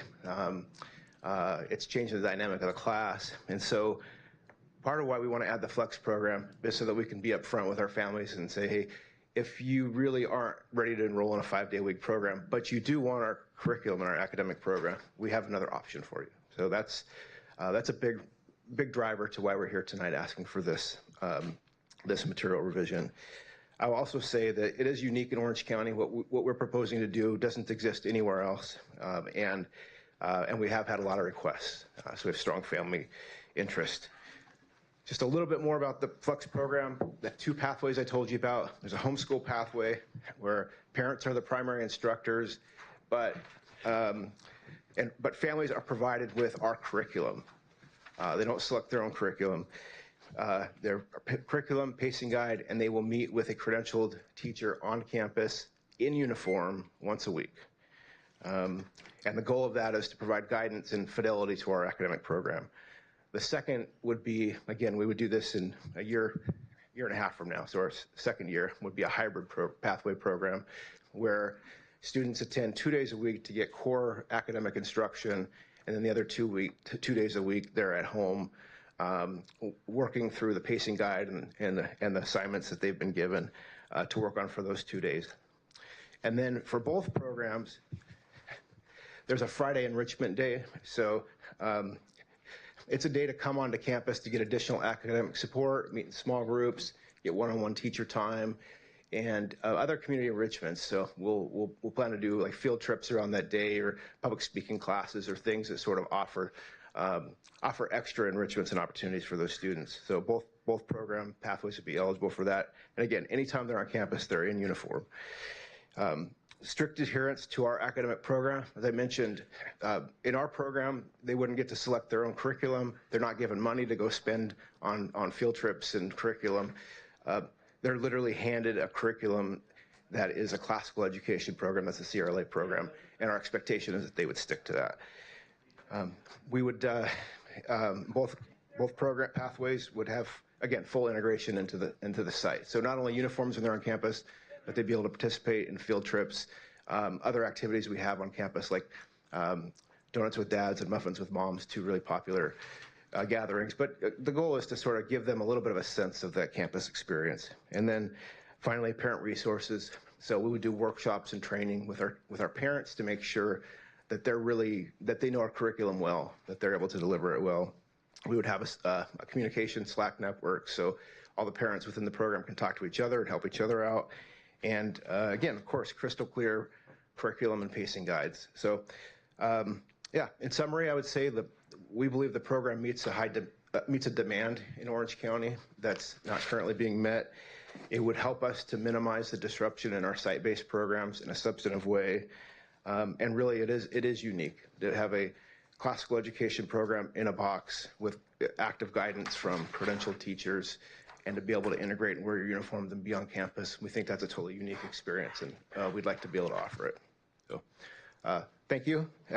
It's probably a little longer than I expected, but I appreciate your time and happy to answer any questions you have. The hearing is now open for 15 minutes of public comments. Trustee Shaw, are there any speakers?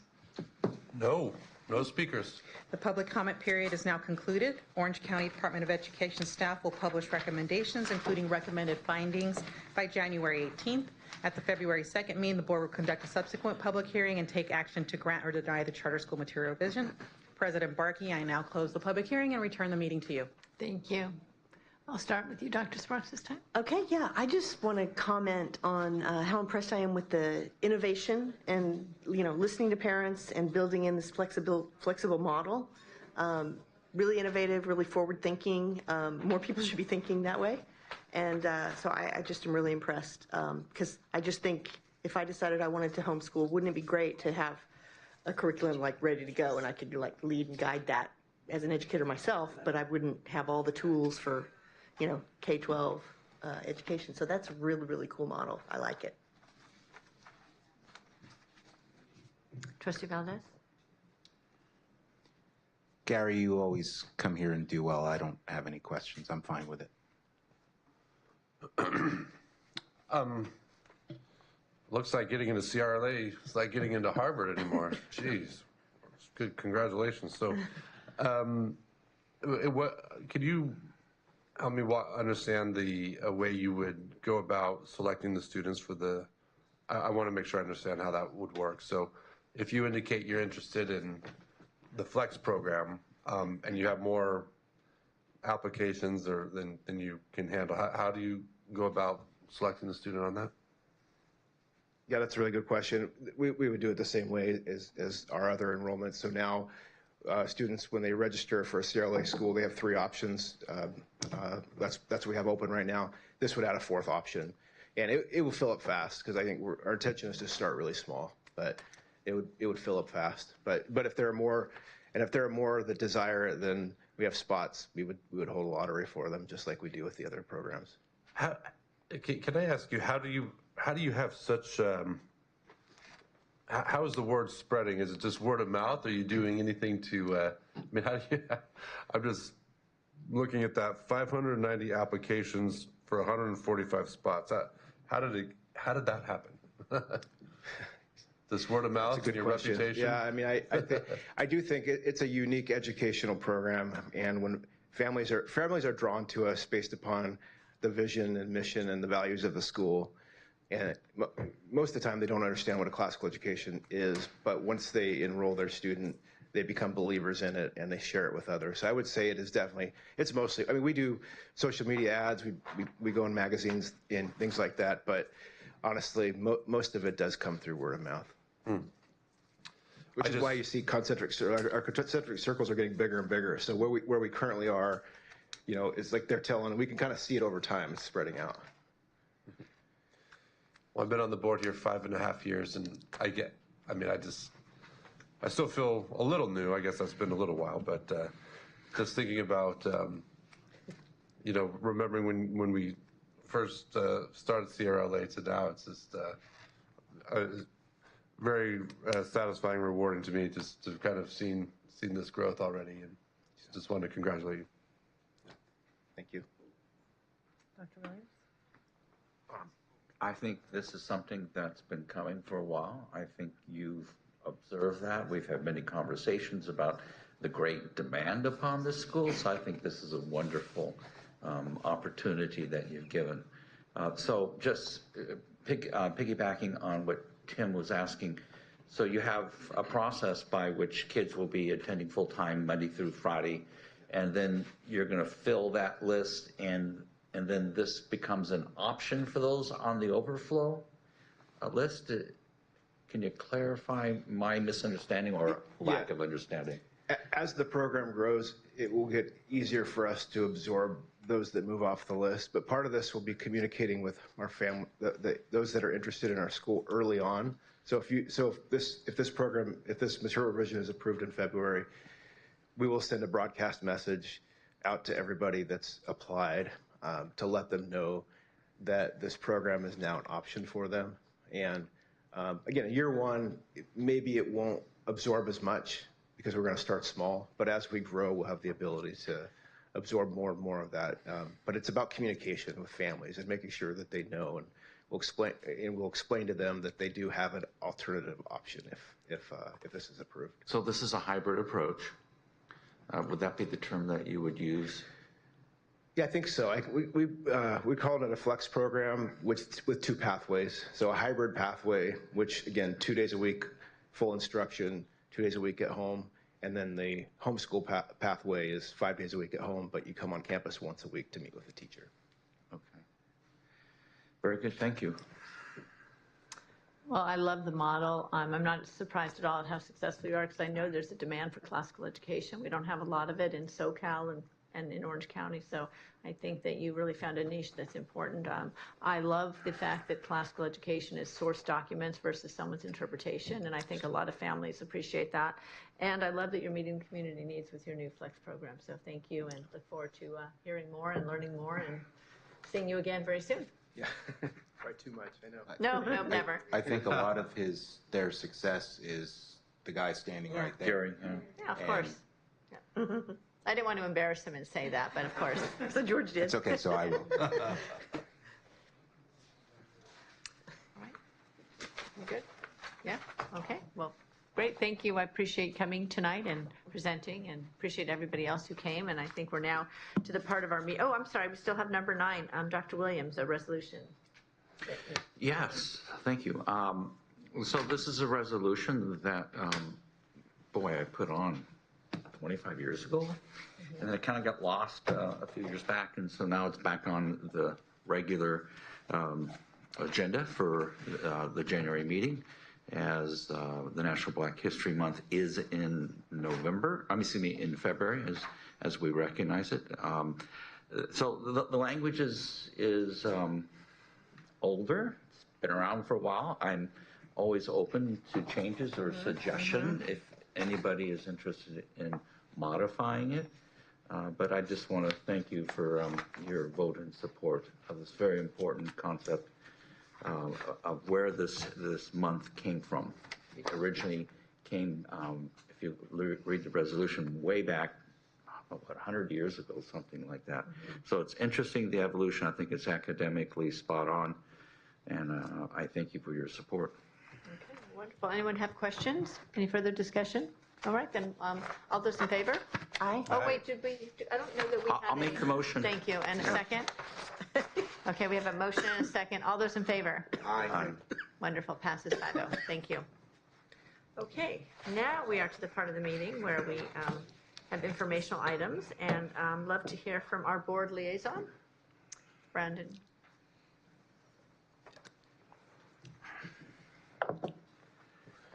Well, good evening, Board Trustees, Board President, Superintendent.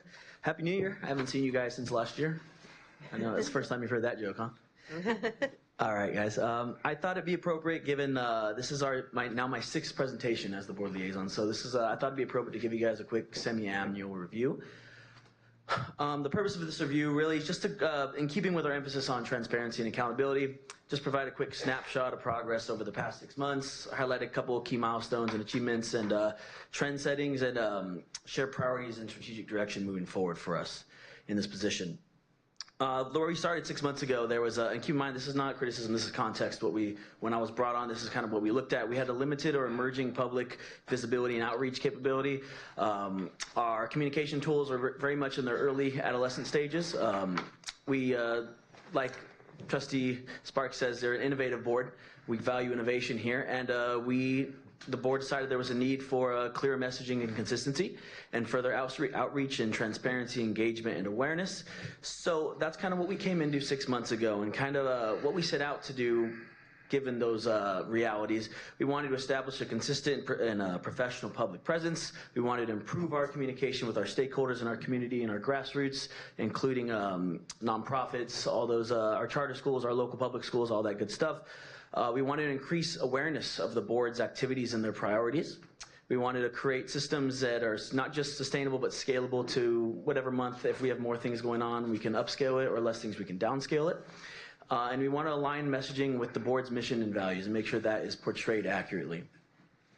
What we've accomplished in that 6 months, we launched and maintain and are continuing to maintain our new social media accounts, our newsletter, our quarterly newsletter.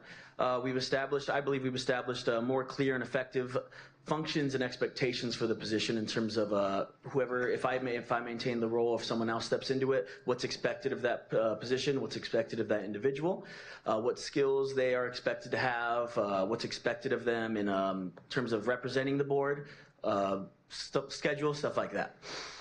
I believe we have improved clarity and accessibility of the board's information. You can now view agendas online on Instagram, social media. You can view it through the newsletter. There are more ways than just the Orange County Board of Education website to view stuff like this. We've strengthened our coordination and messaging to make sure it all aligns with what the board wants, their priorities. We built a foundation for long-term engagement that goes beyond just my tenure, I should say. Really quick, very brief, where we're heading. We want to continue expanding on this reach and engagement. We're partnering a lot with our media department, our IT department, to use data to direct that, views, clicks, information such as that. We want to continue refining our messaging based on this data so that it's see how we can improve and better send that message out. And we want to continue aligning, just make sure everything's accurate with the information we're putting out for the board. And very briefly, if there's any questions. I just have a comment. This is really cool because back, again, when we were first elected and then Ken and Mary and I were brainstorming kind of the very small conception of this, and it's still evolving, obviously. But it's just so amazing to see it evolve, this position. And even when we appointed the position, was that last year, whenever it was, we didn't fully know. I mean, we had some ideas, but we kind of didn't know exactly how it was going to develop. And so you've really evolved into it, and you've really systematizing the role. And I just really appreciate all the hard work you're putting into it. Thank you so much. That means a lot. Yeah. When do you expect the next newsletter to go out? Quarterly basis. I might be exposing myself, but quarterly in terms of the years, every 4 months, correct? 3 months? 3 months? 3 months, every 3 months. So End of March. This one, yeah, end of March, yeah. Sometime in March. I know you and I had talked about the idea of kind of working more with our local districts as far as, we can help tell their story, they'll help tell our story, and having that synergy. And have we made any progress in that regard? Yeah, absolutely. So mainly that's going to be doing a lot through the mechanisms of social media and then using your resources as well, because I know you guys have a lot of resources with the superintendents, with the principals. So that'll cut back a lot of time for me and don't need to reinvent the wheel. But yeah, there's definitely been some progress made on that in terms of story gathering. It's essentially it's highlighting stories and highlighting progress. If you read in the previous newsletter, like I said, we highlighted one of the charter schools has a transportation system. And so that's like an example of something we'll do for other schools as well. So we'd highlight things like that really exemplify what Orange County schools stand for and what the standard that we want to set and achieve it with every school. Brandon, do you anticipate, or do we have currently a Facebook page or an Instagram? Not Instagram and X so far. Instagram and X. Okay. We can discuss if you guys want to do other social media accounts. We could definitely add those to the document. Too much. If you just do those two, that would be fine. Do people really use Facebook anymore? I don't. I don't. Easy. I don't. Well, how old are you? No, I'm just kidding. Yeah, exactly. I use it as well. TikTok, that used to be that. Well, I want to express my thanks. I appreciate everything you do and carrying our message, and thanks. And I also use Facebook. I know, and I kind of feel like there's people who use it, and as long as you're doing it, it would just be very simple to put it on there as well. So I don't know what others think of that, but I always think the more the merrier, because there's some people that might only use Facebook, and why not have a presence there? I'll take that and run with it. Because all you really have to do is like click a button, right, and it goes there as well. Well, the unique thing about them is they're, especially Facebook and Instagram, they're shared on the same, it's called Meta. They're shared on the same kind of like, I'm not sure what the technical term is, but you can easily cross-platform share it. Yeah, so that's why if it's, another minute's work, I don't know, I don't think there would be bad to be on there, especially since Dr. Bean is on there after all. True. I'll definitely get on that. But in all seriousness, I appreciate your work in carrying the message. Thank you. Thank you.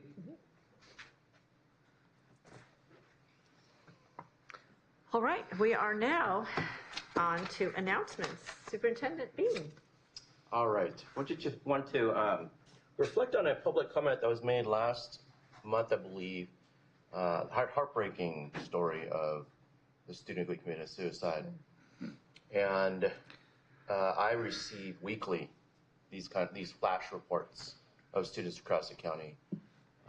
And so it made us really think at the department level, the whole idea around our 531 and our 531, that triangle called school and student safety. And so we have this amazing program at OCDE that we want to share with you. We think one way to really combat mental health is through prevention and being proactive and training our students and our peers. And so we have a program called Student Advocates for Mental Health, in which we support these efforts to have youths in schools lead the effort around mental health awareness, suicide prevention, and resources for wellness. Between 2020 and 2025, this program has partnered with 97 schools in 23 districts, serving over 5,900 student leaders we've trained. And we have seen that when students communicate with other students, they encourage one another, and they are, better support in many ways than adults. And those student leaders have reached over 153,000 students in the past 5 years, including 23,000 parents and caregivers, and then 6,400 school staff. And so, when we think about academic success, it really obviously starts with mental health. And I know that this board cares about mental health. And so just know that this is an amazing program that we want to continue focusing in on. However, the funding for this is actually ending in June. So just know, though, that because I know that the priority of the board is around mental health and suicide prevention, we will search for ways to continue this program. So I wanted to lift this up in honor of what we heard last month, and that was horrible. But know that we do have programs that do support our students. Can I ask a question about this, Dr. Bean? Yeah. It wasn't last year, it might have been 2 years ago, but we had a company who came here that was doing screenings at a reasonable cost. Yeah. And we do that heads up checkup, so we still have them. They're going to be expanding more than likely to other districts. It's a little bit of tailoring it to our program for access, but we're working on that. And actually, Dr. Eaton might be coming in next month or the month after to share. Do we use that vendor? Yeah, we use them. We use heads up checkup. Okay. Mm-hmm. Well, I would encourage you to, continue whatever, funding is necessary. How much is this going to cost? Well, we have one full FTE for it that works on this program, so it's basically an FTE. Is there any more funding coming from the state for these? Not for this particular program, but we will find ways. This is priority. It's part of 531, and I brought it up as such under school and student safety. I think it's very important. Yeah. We have to know where our kids' mental health is. Yeah. When they're in our custody and care. Absolutely. So that's the report I wanted to give today, just to share a little bit about that. I know that was a little heavy, but we are doing things to support our students across the county. Thank you. Appreciate that. Renee. Yes, so a couple items. The next board meeting is February 2nd. The submission deadline will be Friday, January 16th. And so as a reminder, the 19th is a holiday, Martin Luther King Day. So packet delivery will be Wednesday, January 28th. And so also, Dr. Williams had brought up quite a few questions to Dr. Bean, and I know Mr. Valdez also had about charter school oversight. So I'd like to kind of discuss a couple ideas that we have to see if that meets the board's needs. And so currently the charter group gives us reports twice a year. And so in the fall we receive the fall update, which is mostly financial in nature, and it's telling them where we're at. And then in the spring is when you get their academic indicators and then updates of the budget also. But because we do have many districts coming up or charters coming up for renewal, there is a renewed focus on the dashboard indicators and what that looks like. And so we're wondering if you would find it helpful to get more timely reports, maybe on a quarterly basis, and that maybe we could tailor that to actions that would be highlighting some of those academic weaknesses.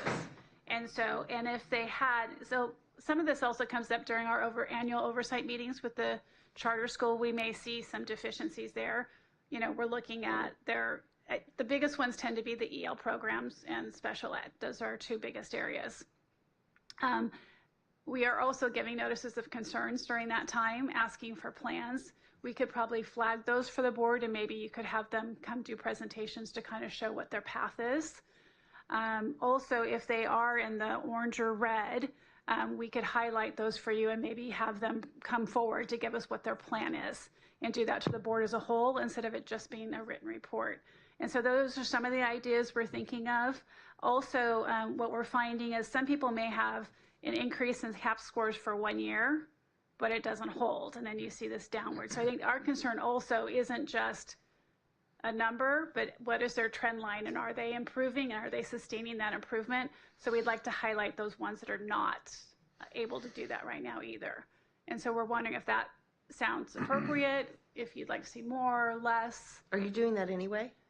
We are doing a lot of that work Yeah. internally, but it's not necessarily Yeah. coming to the board. Yeah, so I was just wondering, like, poor Araceli, we're going to pile a bunch of extra work on her? Or if you're already doing it, Yeah. I think it would be kind of helpful. Yes, we do a lot of this already, but I think it is just highlighting it. I mean, it's kind of a fine line we walk if we don't want to, embarrass schools by any means. And sometimes they have stories they can tell to go with that. But it does feel like, we don't want the board to be caught off guard as you're getting a renewal and we're showing you all this data also. And so we're trying to figure out how do we do that in a way that is meaningful for the board. Part of the inspiration for this concept came from George. We've had a couple conversations about the direction and academic scores of our charter schools. And I thought, well, there has to be a mechanism by which we can do this in a way that doesn't require us to be on this every month, but have a lot of the staff input that it comes to the board. So when a school is not performing well and they're in the orange and they're not in the highest category, we can have them perhaps come before us. I like the concept, and I give credit again to my colleague, George, for this. And through conversations with Stefan and Greg, this is something I wanted to present to the board to get the input. I think this is an important oversight protocol for us. I don't like it when charters like Unity come at the last moment and now there's an emergency, they're falling over the cliff. I want to get to the bottom line before we get that far. We have a couple other charters that are almost over the cliff, and we'll be hearing from them probably next month. Okay. So this is a mechanism by which we get the information earlier.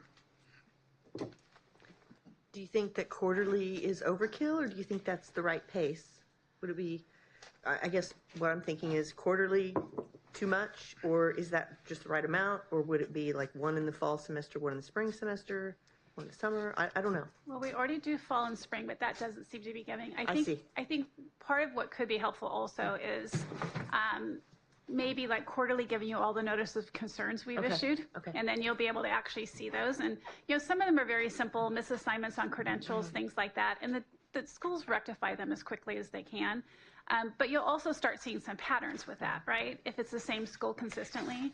And so maybe we have at times given you some of those when they've been multiple notices of concerns, but we don't do it for every single one. But maybe quarterly we can give you a recap so you're seeing that. And then I think when the dashboards come up, I think actually hearing from the school of what is their plan to correct it. And so I think that could be very helpful. I mean, there's some other governance issues that I think we're going to try highlighting for you a little bit more, because this is where we seem to be struggling with some of the charters is, if their whole board changes or their leadership leaves, it creates a lot of chaos within that school, which then creates a whole bunch of different things, right? And so making you aware of those maybe as they come up. And so maybe it's not quarterly for everything, but maybe highlighting things for you. And we could try something and see how that works for you. And if you want more than that, we will do whatever you need. It's just trying to synthesize in a way that's not too much, but also giving you enough information. I like it. I like it. I agree with Dr. Williams, as I often do. We don't want to see a Unity coming here at the 11th hour, when they're falling off a cliff. The issue of academic performance in the charters is extremely important to me. That is what I think our board not only does best, but needs a large amount of oversight over. We're essentially taking the responsibility of and overseeing 25,000 kids right now. When that number grows, as I anticipate it will, that oversight is going to be all the more important. So I'd like to see their test scores. I'd like to see if a teacher's not credentialed, I don't think or they lose an accreditation and you think they're just going to fix it. I don't think that's important enough for me to see it, you know, so I would ask that maybe you guys triage it a little bit more than that. But if you see a red flag pattern in their test scores or something that they're clearly not doing, like enrollment is going down, that's something I would like to see quarterly. I have no problem with that.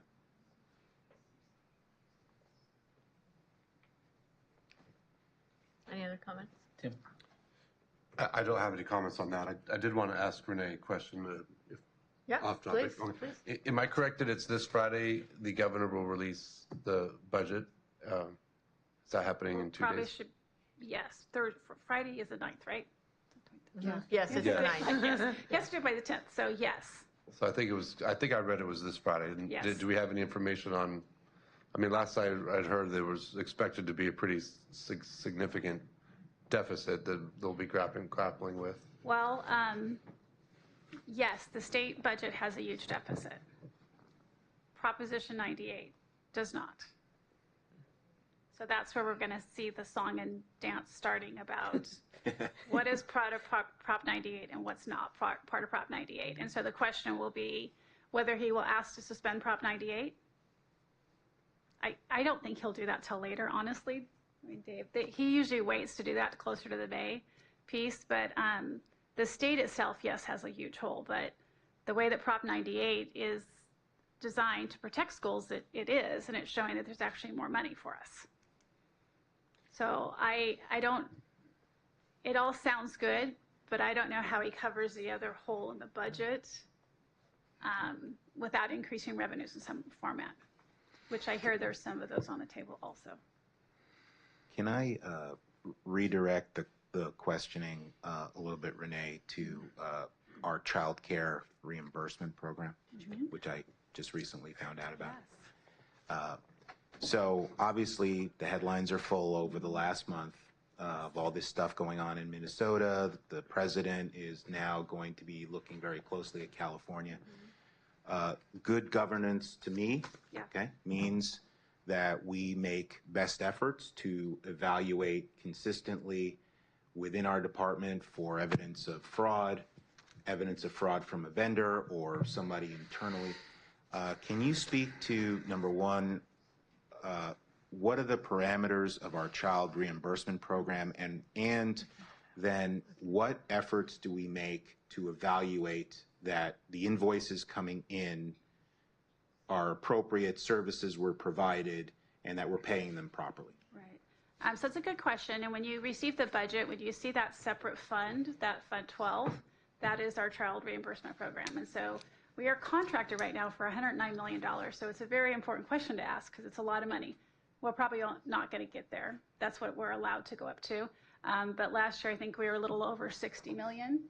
Now, a lot of the state funds, not federal funds, only about 20% are federal funds. But the way it works through us is Children's Home Society in the county is the actually lead agency. We are like a subcontractor to them.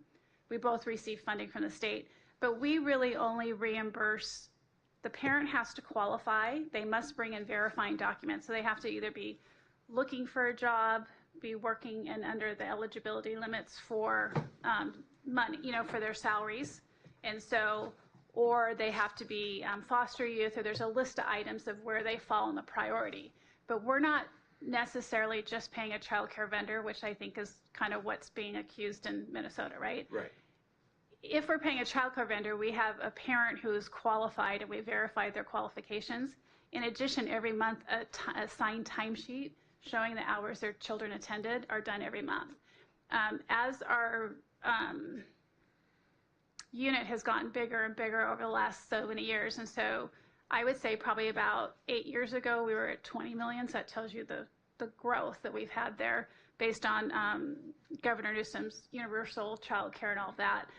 We actually have a compliance unit now. We have 4 members that sit in that, and so it's a compliance and audit unit. And so for just for the child reimbursement program? Yes. So we have 4 full-time people that just do that? Yeah. Oh, okay.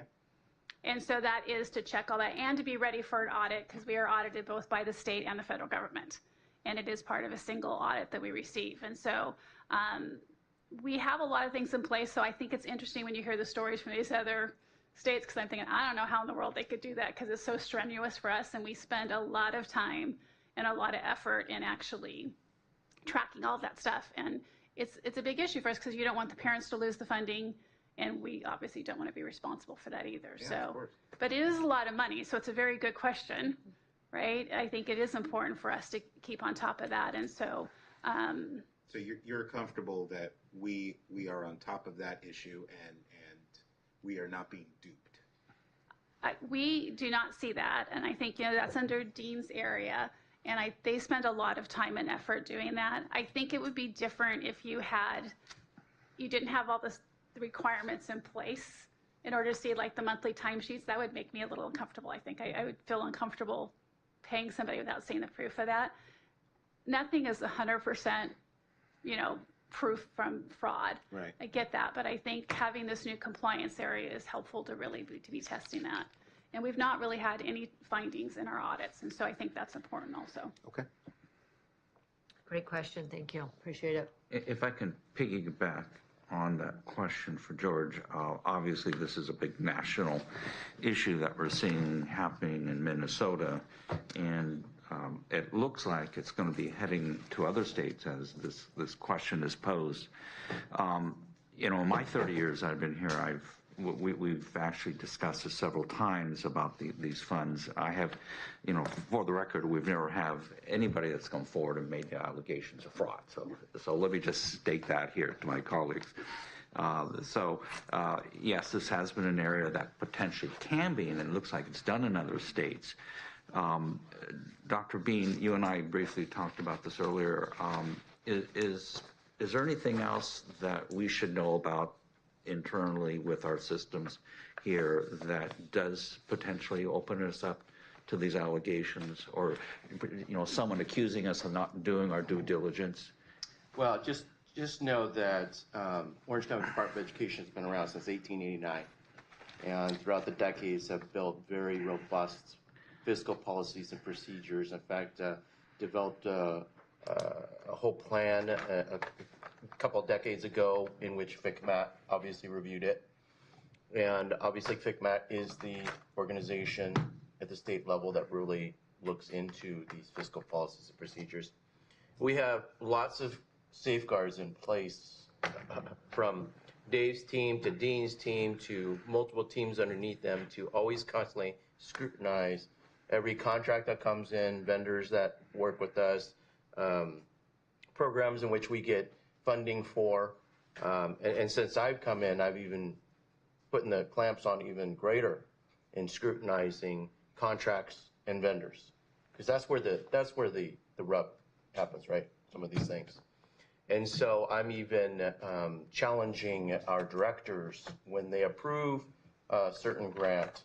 We just sat a couple days ago with a list of details in terms of this huge grant that we want to apply for. So we are constantly monitoring those things, and there are safeguards all around. That is why we have typical districts have Dean and Dave as one person, but we're a county office, so we have those roles separated, and so that gives us another layer of protection. I think it's a fair question to ask, certainly, about the child care, and if this board requests it, we can certainly have Dean come in and share with you all the safeguards in place for this over $60 million funding for child care reimbursement. But as far as these other things, again, we are independently audited annually. In fact, you have the audit report here in your board packet, and very heavily scrutinized as a county office. And we have to cross our T's and dots our I's. And that is one thing that I'm very impressed with on Renee's team, is how they do that. And so I'm very comfortable, but they also know that I'm watching myself, because I know what could happen, and I also understand the business side very well. Mm-hmm. And I will say, under the child care team, they have found fraud from parents, and they do turn them in, and they do prosecute if needed. Oh, wow. And so there are times, and usually it has to do with they've maybe not been completely truthful in their eligibility, like maybe lied about that they had a job that they didn't. And once we find out, not only do they lose their funding, but there's also a whole state mechanism to go, what they have to go through. And so, so I'm not saying it never happens, but we have a lot of things in place to try and catch that. I think the other thing that Dr. Bean mentioned is, you know, because I think looking at the Minnesota stuff, it's a little, it's scary for all of us that work in the business, because you're kind of like, what did we miss and what happened here? And so even during the COVID funding, where there was a lot of money, California was really strict on schools. So any capital expenditure over $5,000, we had to get approval for that before we could spend it. And listening to some of the stuff that happened, obviously they had none of those regulations in place. And so they were pretty strict on schools. I don't know how they were with other agencies or things like that, but with schools there was a lot of built-in guardrails. And you guys saw all the quarterly and monthly reporting we were doing during that time also. I'm okay if we have a presentation. I don't know how my colleagues feel about that. I think due diligence and transparency is very important in what we do, and I think we've always been about that. We've always defined that and advanced that concept.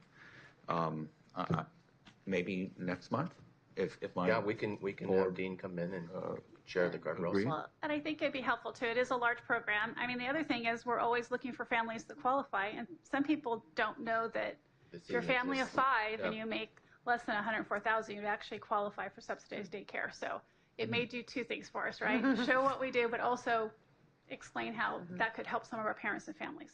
Brandon, did you hear that? Yeah, that may be a newsletter.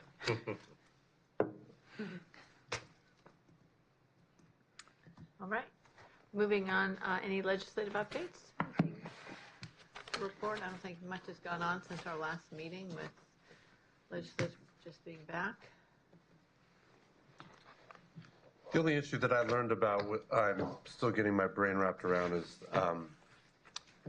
there's under the federal tax bill, the big beautiful bill, there was the ability, there was a change to the tax treatment of those who might donate to, I guess there's a whole category here, scholarship granting organizations, or SGOs, and it's given better tax treatment. I think it becomes a tax credit rather than a tax deduction if you were to donate to an entity that's turning around and giving that a scholarship to a student to attend a school or where they're charging tuition.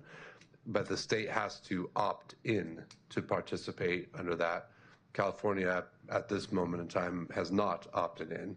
So I've been approached about how if we can exert our influence and somehow encouraging the powers that be to opt California in to that program. But that was an interesting conversation I had this week, and I want to kind of learn more about that issue. And I believe we're going to be discussing this with our state lobbyists coming up, and so stay tuned on that one. Yeah, I mean, to be more specific, we have to get our governor to opt in. That's the powers to be, is simply letting the governor know, and it you know, it affects all schools, so it's really positive. It's a win-win for everyone. So hopefully we can move on that subject. Thank you. Board member comments, starting with Dr. Sparks. No? No. Trustee Valdez? I have some questions, particularly related to some of the public comments made by the teachers. So it's more of a question of Mr. Giordano, if I could do that, if he could come up to the podium.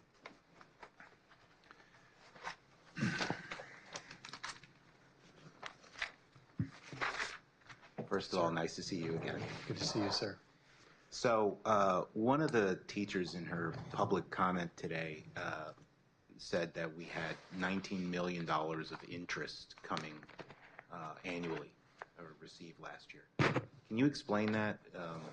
Yeah. First of all, is that an accurate statement? And I guess she did some basic math and said that would mean we had $400 to $500 million sitting somewhere. So I'd like to hear from you, if I could, like an explanation of that. Yeah, so I think the comment was fairly accurate in terms of the interest income that we earn on our deposits in the Orange County Treasurer's Office. So when you look at our total reserves for our county office, it is, and I'd have to go and look at the budget book, but it's north of about $400 million. And so we are earning interest on those reserves that are sitting at the treasurer's office. One of the things that we've been watching real closely, and we made an adjustment with our first interim report, is a reduction in those projected interest rates moving forward. Because we all know what's happening with the Federal Reserve, and they've reduced rates now a few times this year. And with the change in the Fed chair coming up, there's a really good chance they'll be reducing rates moving forward. It wasn't too long ago where we weren't earning any monies on our deposits at the treasurer's office, earning just about nothing. And so when you look at the interest that we're collecting on those reserves, there's a good chance that that amount's going to be reduced significantly over time. It's one of those things where you wouldn't build in ongoing expenditures against those. So you would not project that annually? We do project the interest income annually, and we have projected a reduction from what we received last year, and we're projecting additional reductions moving forward because of federal interest rate projections, in terms of reductions moving forward. So Dave, I'm sorry, can you maybe just explain though, like for our federal dollars and things that we have, that we don't actually get to keep that interest also? And if those are for grants, they get assigned, that interest gets assigned to the grant. So it's not just a free, explain that part. What can we do with this? Well, it's a great point, because thank you, Ms. Hendricks. So when you look at our operating budget, you can split that reserve up into your restricted accounts and your unrestricted accounts. And so we do have a big portion of that reserve that we talked about, that $400 million reserve, probably over $100 million that's sitting in those restricted programs. And those reserves, that interest that we earn on those reserves, has to stay within those programs. And in fact, when you look at some of our title programs, they monitor that interest income that we're earning. So when you say it has to stay within a certain set of programs, yes. Give me an example of a program that it would have to stay in. Yeah, so like, for example, our Title I program, right? So when we receive monies from the federal government to operate that Title I program, if we have monies that are sitting in reserve, we receive cash and we haven't spent it, they track that, and we do federal cash reporting, and we'll actually owe that interest back and penalties. So we have to track it very, very closely.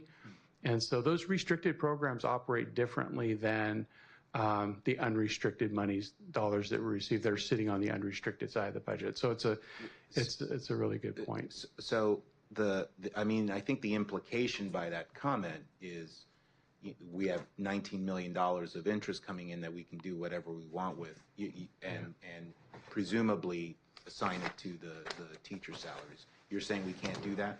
Yeah, we really, that would not be a best practice. On the restricted side, absolutely not.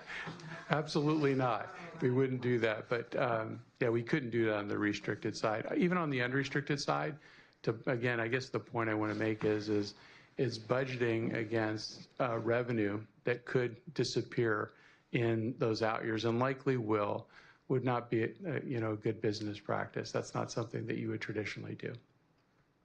Another comment that was made by one of our teachers was that I think I got it correct, starting salaries for our first year staff is 28th or 29th in the county. Did I get that right? I'd have to go back and look at the salary schedule again and compare it to our analysis. We've got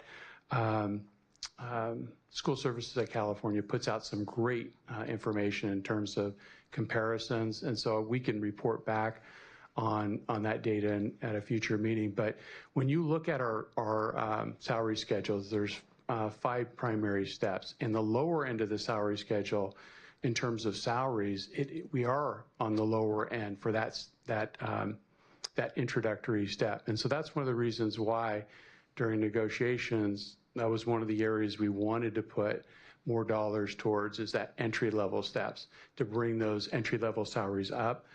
The other, when you look at the information that was presented tonight, one of the things you have to take a look at is not just the salaries, but you have to take a look at the benefits that are offered as well. And so you have to look at total compensation. So even when you look at that, the introductory step, that step 1 for our teachers, when you add in benefits, we're actually still in that top tier. And so that's one of the things you always have to take a really close look at is the benefits. If I'm looking for a new job, I'm looking at salary. 100%. Last question. Yes. So, and obviously this negotiation's going on, but I have a genuine interest of where we are and where they are and what amount of money will bridge that gap. So I'm gonna cut in here because this is a collective bargaining. We have issued the FAQs. We are not going to be able to talk about that openly at this point. Okay, we are in impasse and mediation, but that is not, you are not part of the bargaining, unfortunately. And so I do not want to get us in a part where we're in trouble, right? And so that could be from PERB. So, but we did send you the FAQs that are on the website, and hopefully that helps you understand where we're at. Thank you for asking. Okay. Okay. Board member comments, Tim? Sure. I just was able to attend an event this week. I was very happy to attend. I met a friend in 7th grade, Sanji. He, after high school, we were part of La Habra High School class in 1995.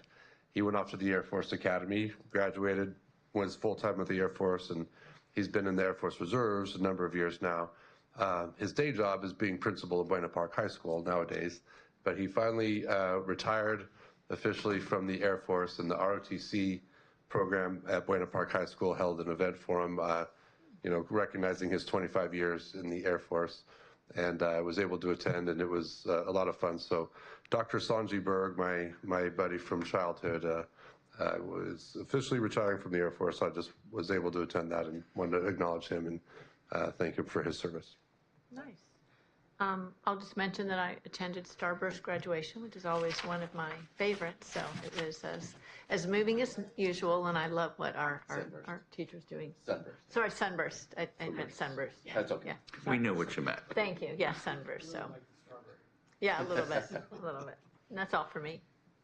Dr. Williams? I have nothing. Okay. Well, I think we're ready to conclude. All right. Thank you for attending. We appreciate you being here.